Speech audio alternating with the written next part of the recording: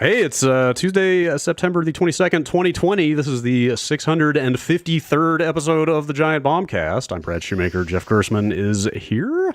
I am here. Hello. Here. Yes, 653rd. That's a scientifically derived number of Bombcasts. Yeah. 100% accurate. You can have faith in our data. I counted. I went back and did the count myself when we made the switch to numbers. That's right. You have a window open. I do. I have a window open.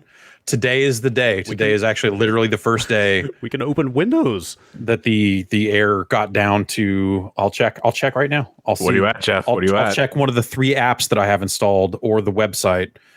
It says 29 here. 29. Yeah. Janet Cho, Ben Pack also here. How's your AQI? 29. Damn, it's fine.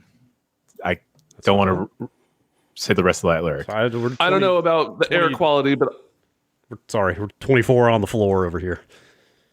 Go ahead. I don't 23 on the tree. Yep.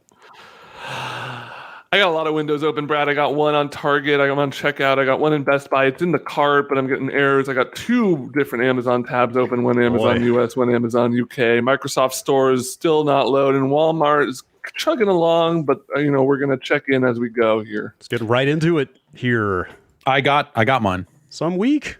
Huh? I got mine during the pre-show. Nice. I got mine done. Your Xbox Series X? Xbox pre-order. Yes. Wait, you guys are talking? Oh, I'm talking about rice cookers. Oh, okay. Okay, which one are you talking about? Don't get a British rice cooker. The plug's gonna be wrong. We need a new rice cooker. What are you getting?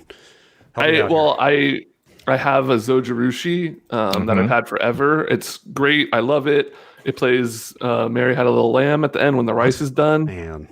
But I think I'm just going to upgrade that one.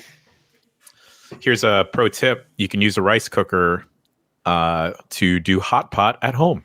Oh. Just put on the boil setting, stick some broth in that bad boy. Ooh. Yeah. Get some hot soup. My ours doesn't have a boil setting. That's hot soup. Let's get way into saying that about stuff that's good. Hot soup. That's hot soup. All right. That does sound really good. Soup. That's it's no Mace Window, but that's a decent contender for. Well, that's okay. Let's just get right into it here. Mace Window. The 20 minutes of back talk. Okay, let's work back to this Mace Window joke from the pre-show here. Okay, let's get down to it. No, because let me get to talk about the WWE again. We will talk about the WWE. Talk about it later. Yes, it's inevitable.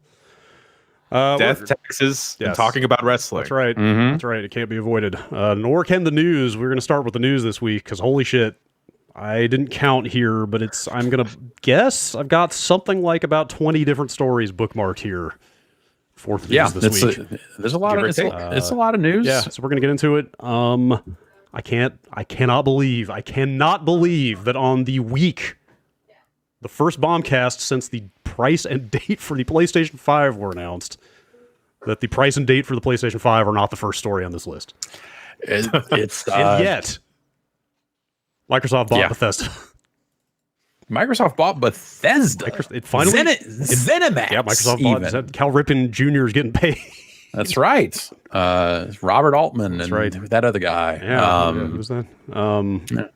It finally happened, man. Like how many E3s has it been that the rumor every single time popped up? Like you will not believe who Microsoft is buying at this thing. Right. Yeah. Like and then it's like they're picking up Capcom. Right. Oh, they're getting Konami's IP. Yep. They're doing this. They're doing that. That the talk about what Microsoft is thinking about getting and all that other stuff. And here it is. Okay, Brad, maybe you might be the only other person. Other than the person involved, you might be the only other person that thought this as I did. But the first thing I thought was, does this mean John Carmack gets to interact with id properties anymore? And sure enough, John Carmack was out there saying like, hey, Microsoft doesn't seem to fucking hate me. Wait, is this the John Carmack tweet of the week? Definitely. Yeah, it's absolutely. Oh, sorry. 100%. It's in the running for tweet of the year. Yeah, he seems bullish on this situation. Yeah, actually, like that's how big this is, though. That was the first thing that I realized about this was not Microsoft owns Doom now. That was like, the fifth thing I recognized off of the back of this. Yeah, as insane as it is to say, especially in like a '90s context, that Microsoft owns Doom. It's not even the big thing about this, right? Like, I don't even know where to start. It's a long well, start at the price $7.5 billion, which is a lot of money. Yes. I'm pretty sure that's a lot of money. It's almost a lot of money. That's almost twice as much as Disney paid for Lucasfilm and Star Wars. Yeah, I was about to say. To put it in perspective. I would, you're getting Doom and you're getting Quake, so that's already better than anything Star Wars has ever done. That's so like $2 billion right there. Yeah, you throw in Wolfenstein, you throw in Wet, like you're good. Evil Within, anyone? Sure. But then you throw in some of Fallout into that. Some of Fallout, yes. PlayStation. You're very carefully placing elements from Fallout in there. You're not throwing it in. PlayStation 5 exclusive Deathloop. Yes. Anyone? Yeah. Jeez. So Microsoft put up a blog post on their thing on the Xbox Wire talking about this, and it is a good reminder that Bethesda is more than just Bethesda. Obviously BGS, Bethesda Game Studios, is the big one, but id Software, Arcane, Machine Games, Tango Gameworks, Alpha Dog. Anybody? Is Alpha Dog a mobile studio? There was a studio that was doing that Commander Keen game that I think got killed. Might be right. Alpha Dog, Roundhouse Studios, ZeniMax Online Studios, who I think is involved with Elder Scrolls Online. Is that right? Alpha Dog Games does mobile stuff. They have a game called Monstrosity Rampage that looks very much like they're trying to make a bootleg Rampage. Okay. Like the title screen and font treatment and all this other stuff is like, I don't know if the game is anything like that, but this splash screen on their website sure does look like they wanted to make a fake Rampage game. It's got Rampage right there in the name. But it's not the first word, so I'm sure it's totally legal. They also make Wraithborn. Wraithborn. That's not a real thing. Come on, you made that up. That guy looks like a very buff Witcher man with no shirt. Wraithborn. So it's like 2,300 people work across all those studios, so it's a pretty big thing. But shit, man. Yeah, dude. Shit, man, and yeah, dude. Here, it's hard to know. I've down the news. Yeah, I've got a couple other stories in association with this. Like Phil Spencer was out there doing the rounds yesterday. I mean, there's so many considerations around this. Like I said, Deathloop is currently a PS5 console exclusive. I believe Ghostwire Tokyo also is. Mm-hmm. Right? Yes, I believe that is the case. Or were those timed exclusives? That's a bigger topic we'll get into. But the meaning of exclusive is hard to nail down recently in a lot of cases. It's always around the turn of a generation. It is when it is at its least meaningful. But I feel like the term exclusive has been garbage for a lot of years. Sure. I mean, here's the big one. Honestly, the big question from everybody is what happens to the next Elder Scrolls? What happens to Starfield, which is the game that studio's working on before they get to the next Elder Scrolls? Right. Yes. And that's the Bloomberg interview where he says, we'll take other consoles on a case-by-case basis when it comes to those games. Yes, Phil Spencer did a bunch of press yesterday, and he would only commit to Starfield coming out on Xbox, PC, and Game Pass. Wow. Yeah. We'll take other consoles on a case-by-case basis. So Starfield, the next Bethesda Game Studios game not confirmed to come to the PlayStation. Well, think about how broken those games were on PS3 and but it's interesting going back to and they themselves kind of invoked the roots of Bethesda and Microsoft.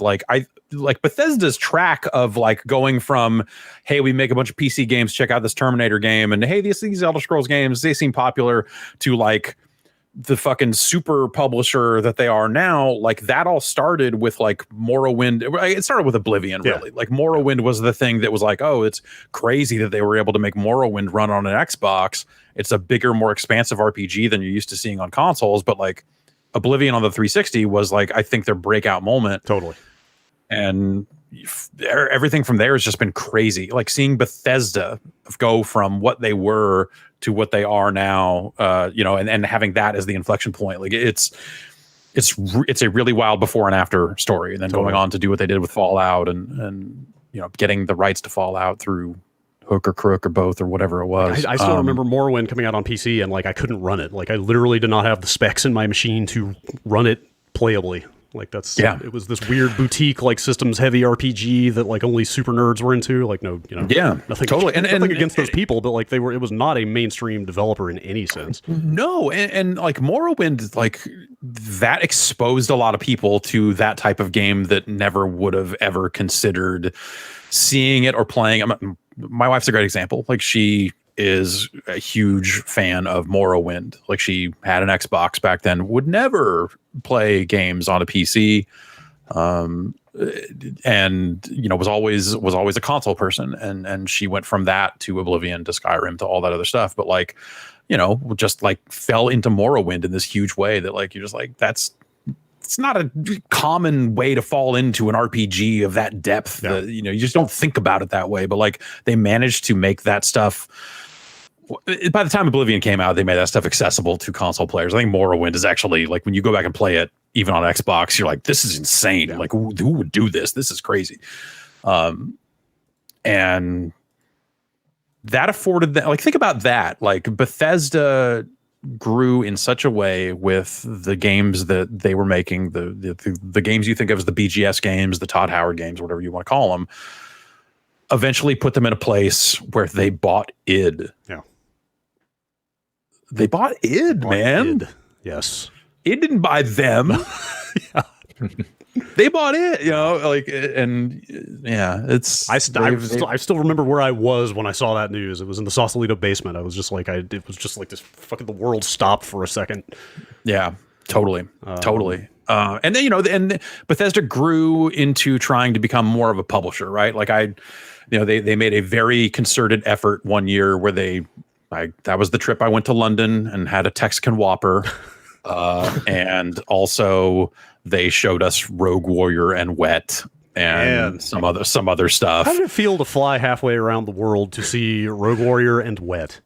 The Whopper was pretty good. It had a little like taco pocket inside of it, and so it was it was a Whopper, but then it had this little, it was like a Jack in the Box style taco thing in the middle of it, and that was pretty good.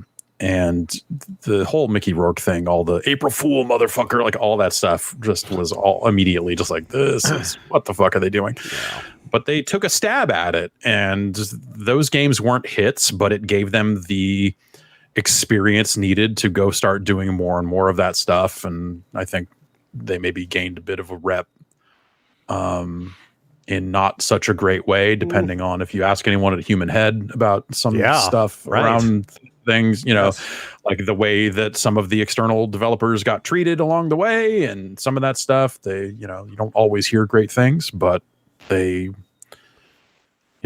kept growing and growing and growing. And so that's an interesting angle on this, because like I would say maybe the most common sentiment about this deal, or at least close to the most common, is like this is kind of an anti-competitive move, like they are just throwing their insane amounts of money at exclusives, keeping games that people love off of other platforms. I'd say it's a highly competitive move, or anti-consumer. Yes, like it's there is a PlayStation contingent that may not benefit from this situation, right? I mean, Bethesda's the only publisher that's ever accused me of being anti-consumer, so in some weird way, that's probably fair. Well, I mean, that kind of maybe illustrates the point. Like, it's possible that Microsoft is going to do right by those internal studios there more so than they have to date. I would. Hey. Based on that, we'll see. Based on that history, when you mention stuff like Human Head and I think Arcane maybe. Some of the Arcane stuff. Yeah. Tough to say how things have gone internally there, but like Microsoft seems to be committed to like building up a stable of developers and treating them well and letting them do good work. So right. And the. On the Microsoft end, it's interesting. Like you think about like when you want to do something new, and that's something that like a company like ours or whatever. It's like, hey, are we going to build this thing or are we going to buy someone else's thing? And Microsoft right now is doing both. Like they're building brand new studios. They're building that Santa Monica team, and then they're like, oh, by the way, we're also just like dropping all this money on all these different studios and bringing them changed up their strategy a little bit with Game Pass, right? Like the ecosystem is now more important than the games themselves in a way. Totally. So. And we should point out they did, I believe, confirm that all Bethesda games will be on Game Pass day one, just like all other Microsoft stuff. So that alone, like even, exclusives aside, like that alone is a really huge get for them. It's probably not a $7.5 billion idea, but like that is really strong. For them. Those games are bigger than anything else they can throw in that category, right? Like Microsoft does not have that. Another exclusive. And coupled wasn't last week when they announced that EA Play is coming? I mean, just look at like how many new games are going to be in there as of the last 2 weeks. Well, remember the EA Play thing is the basic tier, not the day one access to all of EA games tier. It's the vault. What's the difference there? You don't get new EA games on day one. That's stuff that they consider like in the vault. So like Mass Effect and Burnout. Anthem made its way into the vault quite quickly. Weird. Yes. If I remember correctly, but yeah, it's not like day one access to all of EA's games, though. I think you could still maybe upgrade to that tier if you want. And who knows, like, how long does that deal go? Does EA stay in long term? Like, there's always going to be stuff like that. The Bethesda thing is a purchase. That stuff is theirs. That stuff's permanent. But I mean, that is the Netflix model, right? Of like stuff comes and goes. It's just on them to make sure every time something goes, something else takes its place that's just as good. Mm-hmm. Totally. Yeah. So, it's a crazy move. Yeah. It's a crazy huge swing. It's some left field. You just wouldn't expect it. It's very hard to. I certainly would not have seen this coming. Like even when we talked about like, hey, what companies would Microsoft think about acquiring, and the other different rumors, like Capcom was on that list until Monster Hunter World came out and kind of dragged them up in such a way where they were like, oh, actually, we don't need to do this anymore. At least that was the thinking. That was the story. Is that maybe Monster Hunter World kind of saved that company? Seems that way. But so it was companies like that you were like, Capcom was a little down on its luck in that period, and you could see an acquisition. Konami doesn't make a lot of games anymore, so you could see them being interested in dealing the IP. Right. So it was a lot of like who's on the ropes and who has something valuable that they would offer something to Microsoft. But Bethesda didn't seem like they were fit that category at all. Bethesda is like, hey, we've got a strong lineup announced, and our games are hits, even if a lot of them don't ship in a great state. But hey, we got this stuff coming, and they seemed like they were in a pretty good position. But everyone's got founders that maybe want to cash out someday, and blah blah blah blah blah. So. I did see the idea floated of like how much longer is Todd Howard at Bethesda now? It's a fair question, honestly. I mean, all of the long timers, right? I mean, anyone who's been there a really long time, I would assume Pete Hines has some form of equity in that company, right? Like it would make sense. So a lot of them probably get put on contract for some amount of time post acquisition, and then they can stay or go. And they will probably be making quite a bit of money along the way, you would assume, and so they might not need to stay. They might go out and start something new and do it all over again. I think that's a pretty common thing, or they might just get out completely and just brew beer all the time, like Dr. Greg did. Yes, stranger things have happened for sure. So Jason Schreier at Bloomberg managed to scoop this news by like a minute or two, I think. Like he got his story out like right before the Xbox Wire posted. Oh, really? Okay. I think that's what the timing was. It was early enough that I think I came to it maybe 20 minutes late, and I was up very early. So But one tidbit in his story that he posted is that Game Pass has gone from 10 million subscribers in April to 15 million now. Wow. So that's literally adding 5 million subscribers in the last 6-ish months, 5 months, something like that. Is that including PC Game Pass along with the console? So I would assume, yeah. It's probably just everyone who is subscribed to some form of Game Pass. That would be my guess, yeah. But jeez. I mean, that thing. But they did. Granted, a lot of that comes down to the pandemic. People are stuck at home and looking for like some valued bundle of games to play. But still, like that thing is taking off like a rocket, and who knows how high this is going to go now when it's like, hey, you could play the. Granted, it's not the next Elder Scrolls, but it's the next game from the people who made Skyrim. And that game's not out this year. You know, like it's funny because, you know, people were like, oh, people were joking about Xbox not having games. Now what? You know, like none of those games are shipping in 2 months. I don't know what the fuck. No, this doesn't change anything right now other than making Game Pass like a more attractive proposition. Right. But like, dude, you own 5 copies of, if you can hear my voice, if you're within the sound of my voice, you own from 3 to 8 copies of Skyrim by now. It's true. You know, that's not. Yes. Okay. Does the review build, which is a separate product on Steam from the retail build that I have, count as a copy? Yes. Okay. And I'm sure everyone out there has that as well. Okay. So, you know, that stuff is I don't want to, you know, I don't want to, you know, downplay it too much. I think that's a fucking great deal for them. Yeah. You know, at some point you go like, this is a big company getting bigger, and who knows when does that become too big? Yeah. But it's a power move. I look at it and go like, God, I look at it and go, God damn. Yeah. Like, for as much as we talked about Microsoft trying to get their shit together and, hey, they're acquiring these studios, like every acquisition they've made up to this point hasn't felt like this. Yeah. And I think it's it's a smart move on their part. Like, I can't break down, like, is it worth it for that price? Like, I'm not your number crunching guy, but they don't make this deal if they don't think they can make it work. Right. So, it's big shit. Chad asks if we think that there's any chance they can use this to drive Game Pass onto PS5, which I don't know, man. I don't know. I mean, there's no. Go ahead. There were the Jim. rumors to try and bring it to like the Switch for a while, right? Right. Yes, Right. yes, Yeah. that was floating around for quite some time. It sounded like Nintendo ultimately was not feeling it, or couldn't find a way to make it work to their satisfaction. But Yeah. I mean, that would be a different situation where you're basically just leveraging xCloud, you know, like that is just a conduit to a streaming service as opposed to like PS5. That would be a situation of like these games are maybe getting ported to PS5 because of this deal or because the service is now available. Like, Well, you know, it's what about yeah. I'm trying to think if there's, you know, EA Play is available on PlayStation and Xbox. Like, that's finally available across the board. It's available on Steam, all that other stuff. But I don't know. I think you go back to that quote about, you know, games appearing on a case-by-case basis. I think you'll see situations where, like, hey, maybe it makes sense for them to keep Elder Scrolls Online up to date on consoles. And of course, you know, Microsoft puts Minecraft out everywhere because it's Minecraft.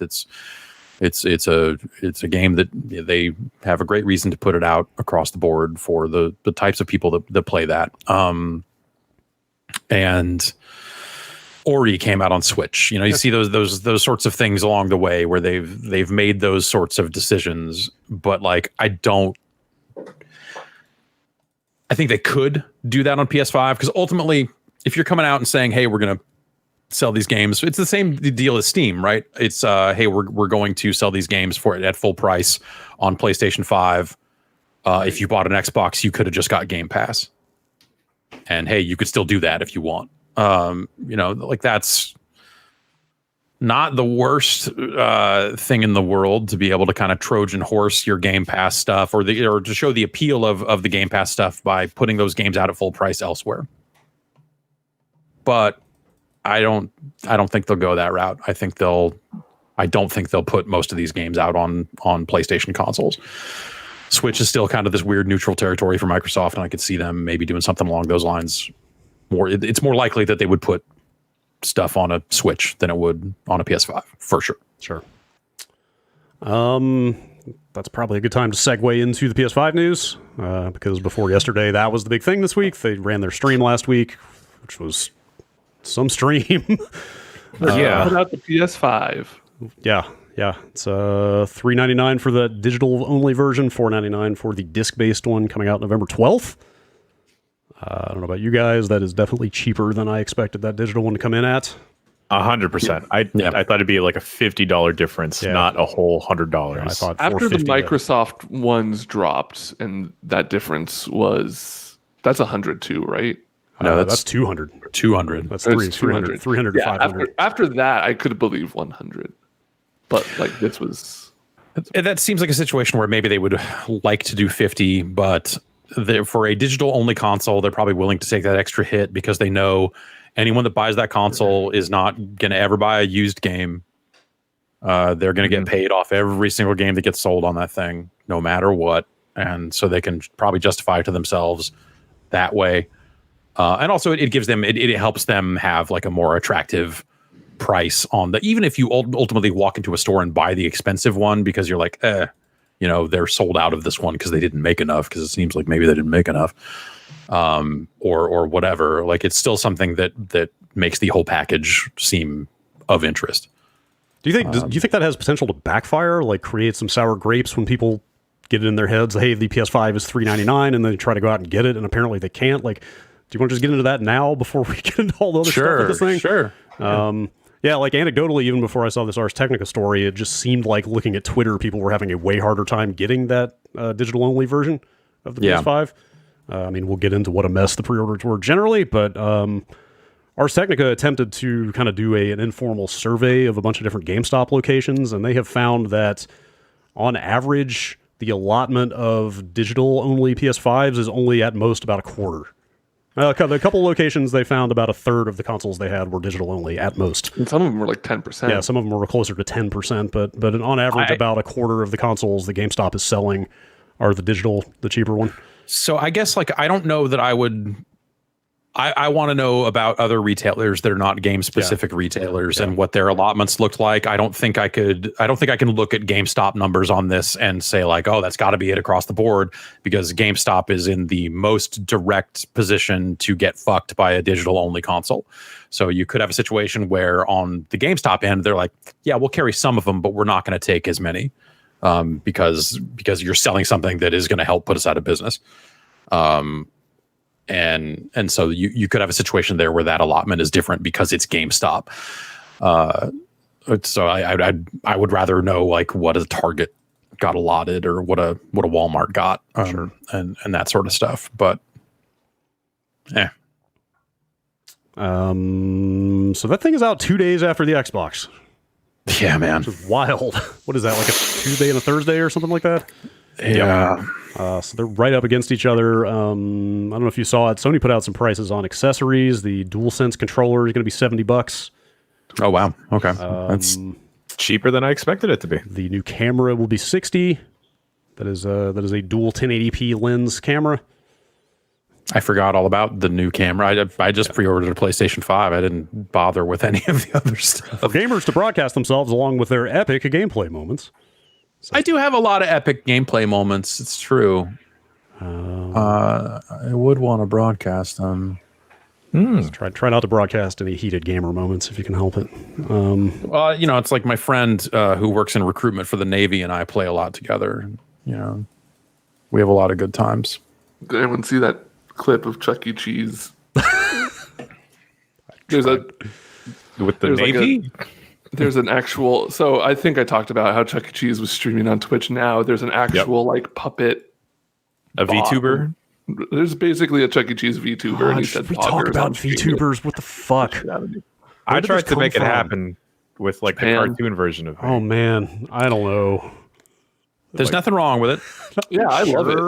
I welcome it. I think the part where you have like an idol organization getting involved and like having personalities that are owned by a corporation and all that stuff, I think that's really dark in a way that I'm kind of into, but also it's the language barrier kind of is not. That's why you got to watch their English streams. Yes, I will. The supercut of the Corona Super Mario Brothers stream, I will admit, it's pretty good.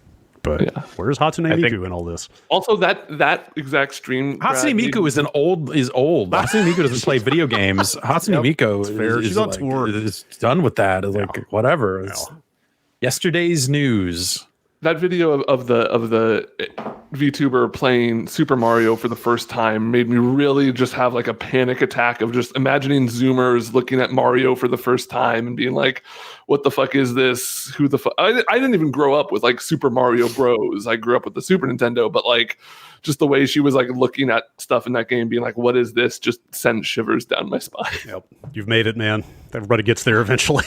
Man, congrats. The most terrifying part is that you could have people behind the scenes switching shifts. It's true. That VTuber is not just one person. Well, yeah. Well, I think that's like the thing I want to see is like the dark, like we have fired this VTuber who is now out on their own trying to create a new character independently, and we have replaced the voice of this popular VTuber with someone else, and now people are mad about that too because they think the old voice is better. Like I want that drama, but it's enough of a sound alike to keep most of the audience there. Exactly. Yeah. That's the dark, like corporate machinations I want to see at play. Is that your Billy West starts voicing Ren in addition to Stimpy because they fired John Kay situation? And that's your Tom Hanks' brother. I guess it depends on why the VTubers get fired. That's in that case. Maybe that's not the cleanest example, but you know what I mean. But yes, sure. Tom Hanks' brother doing all the Woody lines for anything animated. Oh, that's Toy Story, except the movie Toy Story. Sure. Keep the work in the family. Boy. Anyway, so like, there's so much to talk about with that PS5 stream. I don't know where to start. The worst part is that like Sony didn't give any direct information. Like that's probably the thing we have to talk about, right? Like I don't understand how the messaging on that stream about price, about release dates, about platform exclusivity ended up in the mess that it did. Not to mention the pre-order boondoggle directly after the stream. That whole thing strikes me as we don't want this to leak, so we're not going to put any of it in the presentation. And then they didn't have a plan for rolling it out on the end, or it's just like whatever it was. Like they were probably so spooked by any kind of leak of this stuff that they left out key bits of info, right? But I guess like the price and date was a slate in the video, right? Yeah. Okay. So that wasn't something they dubbed in later. It was like, and it's going to cost you $499. That whole process, that whole process got me thinking about like behind the scenes, like what did that look like getting that to air, and who actually knew about that inside of Sony? I'm sure it was like Jim Ryan, probably the heads of maybe a couple of 3 departments. Yeah. It's like Jim Ryan with a copy of Premiere open, cutting it himself. And like no one could know. And like one video editor, right? Like the one person that they trusted to cut that video and like send it off or whatever. Yeah. That stuff's wild. But like, gosh, talk about exclusivity stuff first. They announced Final Fantasy 16. Mm-hmm. Said it was more fantastical than sci-fi. Said it was running on PC, but I mean that in itself is a conversation. Like that looks like they're kind of getting back to the fantasy roots of that series to some degree, which they haven't really done since 9. Yeah, they showed off a little bit of combat and looked, similar to like maybe how the remake plays a little bit. Am I the only one that feels like they should have dropped the numbers at this point? No, they cannot. No. They absolutely cannot. It gets better every one. It's so dumb. Brad, it's either they add more numbers or they have no numbers. And if they add more numbers, you're entering Kingdom Hearts territory where you start entering like Greek symbols. Okay. All right. Oh no, I don't want we can't go there. We cannot go to Kingdom Hearts territory. I like that there is a video game franchise with its number as high as 16. Like it just shows you how long it's been around. Yeah, you should get into Madden NFL football. If you like high numbers and titles. Fair. They were up to like 99 and they went back to 0. Like where do you go? You have to loop it around. What are they going to call it? Madden 100? Is it 100 Madden? 100, baby. Yes. Except it's the 100 emoji. Okay. I'm back on board. And whatever. The Final Fantasy numbers stopped being meaningful when 11 came out, because that was not a Final Fantasy. That was an MMO. Come on. What? You don't call the fucking 11th Final Fantasy 11 when it's an MMO. Tell that to people who play Final Fantasy 14. That's not. That also doesn't count. That should have been Final Fantasy Online 2. Some people say that's the best one. Final Fantasy Online 2 is the rightful name. It's not to say anything qualitatively about the game itself. It's just, come on, man. Your mainline Final Fantasies you tend to think of a specific way, right? I mean, you watch this trailer, you're like, that guy's got a chocobo. But also, like, they broke it in this one, man. Look at the sword this motherfucker's carrying around. There's not even a gun in it. I know. I could carry that sword. It's bullshit. This game looks like trash. The sword's so small. Oh, for now. Yeah, sword is smaller than the guy. What are we even doing here? Yeah. I will say I'm excited for that. I don't I didn't like 15. It felt like a weird. They were trying to figure a lot of stuff out, but they did with 7, kind of iterating on what they did with 15, at least in combat. I mean, the man who saved Final Fantasy 14 is apparently running this project, so that bodes pretty well, I would say. That too. But honestly, like it's almost bigger than the actual announcement of Final Fantasy 16 is the fact that the slide on the trailer said it was coming out on PC.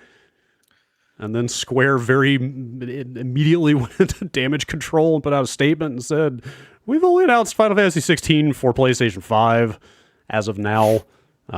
Except for the part where they announced it for PC. Yeah. Right there in that trailer. Yeah. But No, they didn't. some talk going around on Twitter. There, an analyst named Piers Harding Rolls, who I'm not familiar with, on Twitter said he had some insight into what the actual exclusivity deal is there. This is what he had to say, you know, grain of salt that this is not 100% confirmed, but he said full exclusive for 6 months, console exclusive for 12 months. So could come out on PC 6 months later and could come to Xbox a year later, potentially. But, and then they showed, on the same vein, they showed a nice meaty demo of Demon's Souls at the end of that thing, which looked good as hell. Oh, yeah. That looked extremely nice. That also said it was coming out on PC. Or the word was going around and then it was coming out on PC, actually. I'm not sure if that made it into the trailer or not, but that word was going around. Anyway, retractions had to be issued for both of those games, is the point. In both cases, they had to come out afterwards and say, that's not announced for PC, that's not accurate. So, they also did not include the information in that Demon's Souls trailer or presentation that is a launch kind of title. Like, that's out. Yeah. That's apparently out on the 12th along with the PS5, which, like... that instantly becomes the biggest game coming out for the PS5 at launch. Well, doesn't Miles Morales also come out? I don't launch day. Yes, is that? Oh, that's right. They did announce that day. Yes. But that is. And also they announced the updated edition. Yeah. Yes. That's yes. So like that's the main reason I say Demon's Souls is the biggest PS5, because that's the only big exclusive launch title besides that Astrobot thing, right? Because you can play Miles Morales on a PS4 apparently. Will you be able to play it on will you be able to play it on a PS4 day and date is my question. That I'd have to assume so. Sure. Insomniac tweeted all this. Let me see if I can find that. I don't think Deli 2000 putting in some good work here in chat and saying, don't forget about Godfall. They did announce Godfall as a launch game. What's that? That's the remember that 15-minute long fantasy melee combat demo in that one Final Fantasy 16? That one PS. Remember that? No. The person had a lion mask on, Ben. It was the one that leaked like 19 years ago. You know, back when we worked in an office. You guys fucking with me? It's the one that looks like Too Human. Yeah, it's the one that it's the one that made you wonder a little bit about Too Human. Which is unfair. It was the looter slasher. Yes. The Lucier. The Slusher. Slusher Campbell and the 2 Live crew. That's right. Now that's some hot soup. Yeah, so they didn't get the messaging right on platforms in a couple spots. They did not get messaging out there at all on those release dates until Jeff Keighley started tweeting about it. They did not mention, I mean, obviously they would not put this in the stream, but most of these games are going to be $70. So they're going down that road. I didn't see that. Seems like that's just where everything is going at this point, which probably helps make an even stronger case for something like Game Pass. Yeah, you're not wrong. Some of that stuff seems like that Destruction All-Stars game, I think that was one of the ones they listed as being a $70 game. And that's right here as much as like that game seems like it's got a neat look to it, but something about the idea of paying $70 for a game that you look at and go like, oh, looks vaguely Rocket League-ish. How much is Rocket League these days? $0? Like that. They're just running into a lot of weird comparison points because games are priced so wildly these days that throwing another $10 on it, I think that's gonna make people think in a way that the jump from 50 to 60 maybe didn't, just because of where we are with so many games costing different amounts of money these days, more so than we were a generation ago. 2 generations ago, I guess, at this point. the whole thing seems wrong. Especially because it felt like the industry was solving this problem via collector's editions. You know, the number of people that would go like, "Oh, I'll spend $80 on this thing if you give me a fancy skin." Yeah. Even though it's a single player game, yes, give me like a slightly better starter backpack, and I'm there with you. Give me an art book, or give me, you know, let's steel book it up, and people were willing to pay over $60, and so I think like defaulting to 70 is like, I wonder if that then knocks down the number of people willing to pay 90, or, you know, whatever the collector's editions then suddenly start going for. Yeah. And I wonder if this ends up kind of hurting some games, not all. You know, you just have, they'll put out a God of War sequel, people will pay whatever. Yeah. Deluxe editions, season passes, microtransactions, like obviously they found a bunch of ways to make this up on the back end, and you can argue which one of those is more distasteful between, you know, a bunch of upsells versus a flat $70, but it's not like it's not like any of that stuff is going to go away because the games are $70 exactly now. Yeah, like yeah, I mean, you know, Destruction All Stars will come out at 70, and then they'll probably still try to sell you some stuff, right? Yeah, I mean, totally. that's the dark part about all this is, you know, if I have the option to buy, especially in you know, when you look at the trends of like, you know, looking at Call of Duty, you know, the map pack season pass went away in favor of battle passes and all the other stuff. So like from a content gameplay perspective, you pay one price, you get all the stuff you can play on the multiplayer side anyway. And that's awesome. That's a much better value to players. And then they can decide, hey, do I want to grind out cosmetics and buy this battle pass and do this other stuff? And I spent, and granted, some of it's because Modern Warfare was a really good Call of Duty game and they haven't been that good for a while, but I spent more on Call of Duty this year between the battle passes and cosmetics and all this other stuff than I would have in years past by buying the core game plus the season pass and then stopping there. And I suspect that I'm probably not alone in that. So it is just, Are you Call of Duty whale? No. I have made some questionable decisions about characters I have purchased and cosmetics I have purchased, but I am not full whale. Not yet. What's the most questionable one? Not yet a gun whale, but I'm not yet a gun whale. The questionable one was I bought this dude named Mace because he's got a cool mask, and then used him twice and was like, this guy sucks. Now you can. I shouldn't have blown that Mace window stuff. You could have. Did you buy him in his launch window? He's coming in through your window. That's some hot soup, Jeff. That's right. Yeah, That's hot soup.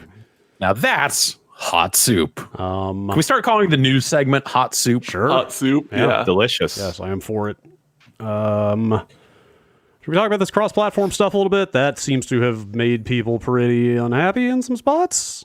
It's Miles Morales, Sackboy: A Big Adventure from Sumo Digital, and the by far the most surprising one to me, Horizon Forbidden West, all coming out on PS4.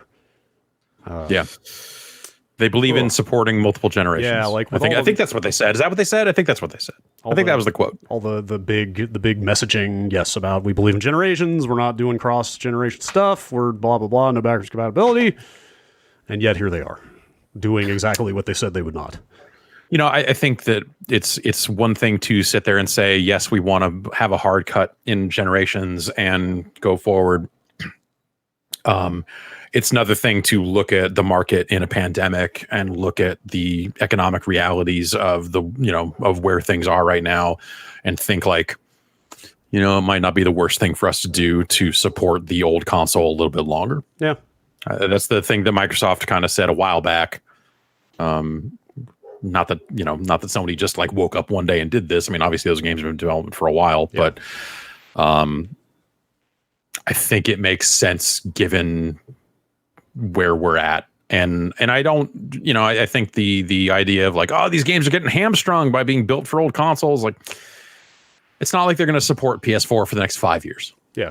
It's not like they're going to support Xbox One for the next 2 years. I don't know. But I think right now you always see this element of cross generation. I mean, I played Call of Duty on a PS4 over the weekend and then was like, oh, right, this is technically the bad version weird. I forgot that's how this works. Is they put out they put Destiny out on Xbox 360. That's right? They did. They sure did. Yes, content designed for the 360 version of Destiny is about to come back into the game on the PS5 and the Series X. Sweet. The Cosmodrome is on its way back. Yeah. So, this sort of cross-gen stuff always happens. Yeah, I mean, it totally makes sense for something like Spider-Man, because that's clearly like a sort of expansion style thing built on top of the original game, original assets, original engine and stuff like that. But like Horizon being further out and Horizon being a marquee game, first-party game, also the previous Horizon being like kind of one of the technical showpieces from the PS4, right? Like, I think there's more of an expectation there with a game like that to be something that really pushes things forward. So, do you think that the similarity in architecture though is such that like they can probably get away with this? Because it's not like they're going to build an all new engine for a Horizon sequel, even if it's coming out on PS5. They're going to leverage their existing tech. They can absolutely get away with it, but like John from Digital Foundry had a pretty good thread on Twitter about this. Like, just gave him some examples of things that could be held back like this. Like talking about like that capital city in the first Horizon, if you remember that. Like that it limits like the complexity of scenes like that, how many characters you can have around, like the way things are designed. Like there are fundamental design elements of like how we build these levels that have to work on both consoles, and they're not going to build a new and better city for the PS5. Like there's certain things, or like gameplay. Like another example he gave is like gameplay mechanics that could involve like water fluid dynamics type stuff that the old hardware just can't keep up with. Like there are some fundamental things that can't be implemented when you have to support multiple generations. Like that's fine. Like it'll still totally be a cool game, like it'll have plenty of interesting stuff going on. Like it'll look great. It'll be a fine game either way. Like it's not ruinous. It's just, I think people are looking for that game, and like Demon's Souls maybe is this to some degree, because that does look good as fuck. But like $500, people are looking for a showpiece, and this constrains it in that role to some degree. I think that we would have seen at least some of those constraints just by virtue of, they're making a game they're making a game, not necessarily a launch game, but they're developing a game before a console has launched. Absolutely. Like they have to make those decisions early on anyway. Yes. It definitely takes time to develop those systems and work up to this new tech anyway. Yeah. So I think like that's not really, he's not wrong. Yeah. But I also think that like this game could have been constrained in those exact ways, even if it wasn't coming out on PS4, just by virtue of them having to develop it. Jeff got serious all of a sudden. Somebody else say something? What happened? You sound like a fucking amazing, badass robot right now. You should just keep talking. Until all are one. Holy shit. Oh boy. Oh my god. Shit. Keep going. Just keep quoting Transformers lines. Autobots. I'm a sick ass robot, and I've got a axe for a hand, and now I'm going to turn into a truck, and then we're going to roll out. I'm going to open up my chest and pull this thing out, and you're going to go, oh shit. And then we're going to go fuck up this guy that turns into a gun. Is that hot soup though? Now that's hot soup. Digital soup. The most digital of soups.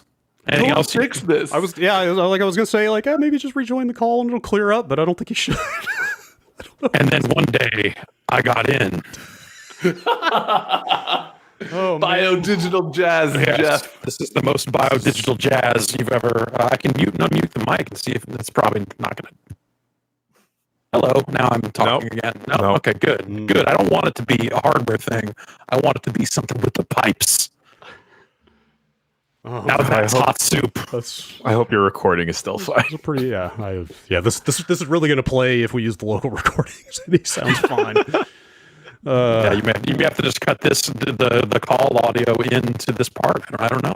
I'll digitize you more. Yeah. Okay. Yeah. Yeah. Sure. This is step one to becoming a VTuber. We've had our fun. Oh no, it's happening. We've had our fun. We should probably have you quit and rejoin. Okay. Fine. Ooh, okay, here I go. He's jacking out. What? I'm gonna jack out. Do you think it's hard to... how are you guys doing? Doing just fine. How are you? What's up, Tricks? No. It's still there. He's more machine than man. This was Jeff the whole time. This has been my dream. I'm finally achieving it. Just little bits and pieces. I managed to get pre-orders of both consoles, and now I finally have found a way. He's lifelong dream to live inside the computer. Yep, so true. It's probably let me see, where are we at here? It's probably a good time for our first break anyway. Let's maybe take a step back, and once you send us out, perhaps permanently, we'll see what happens. We'll be back after this break, you motherfuckers.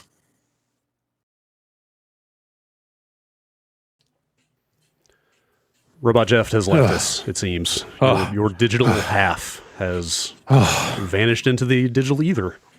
You have It was taking reclaimed your control. humanity. Yes. It was scary. It was like it was like they could feel the circuitry just creeping up the side of my face, and honestly, it felt good. Becoming a Borg? I felt better than I've ever felt.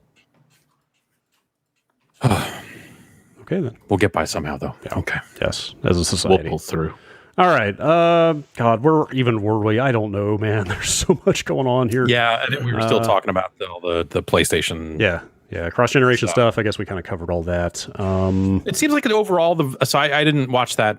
I didn't watch the presentation live. I was not around, but it's a pretty strong. seemed like a strong showing. But I feel like the reaction to it was like between the confusion around some of the details that didn't get posted until afterward, and just some of that stuff. Like it was a strong showing, but I feel like the reaction was not as strong as I thought it would be. Kind of probably just purely on the merits of the games they showed and how the footage looked and stuff. I thought it was pretty good. Like Deathloop continues to look great. Like Demon Souls, like I said, looks amazing.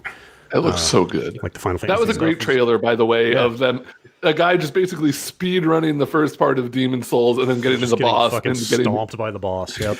How do you feel about the new font stuff? I think people are making a big deal about what? it. I don't know. That must The not "you have- died" it doesn't look right. It looks wrong. It looks kind of wrong. Yeah. Okay. All right. I'm fine with it. I can't complain.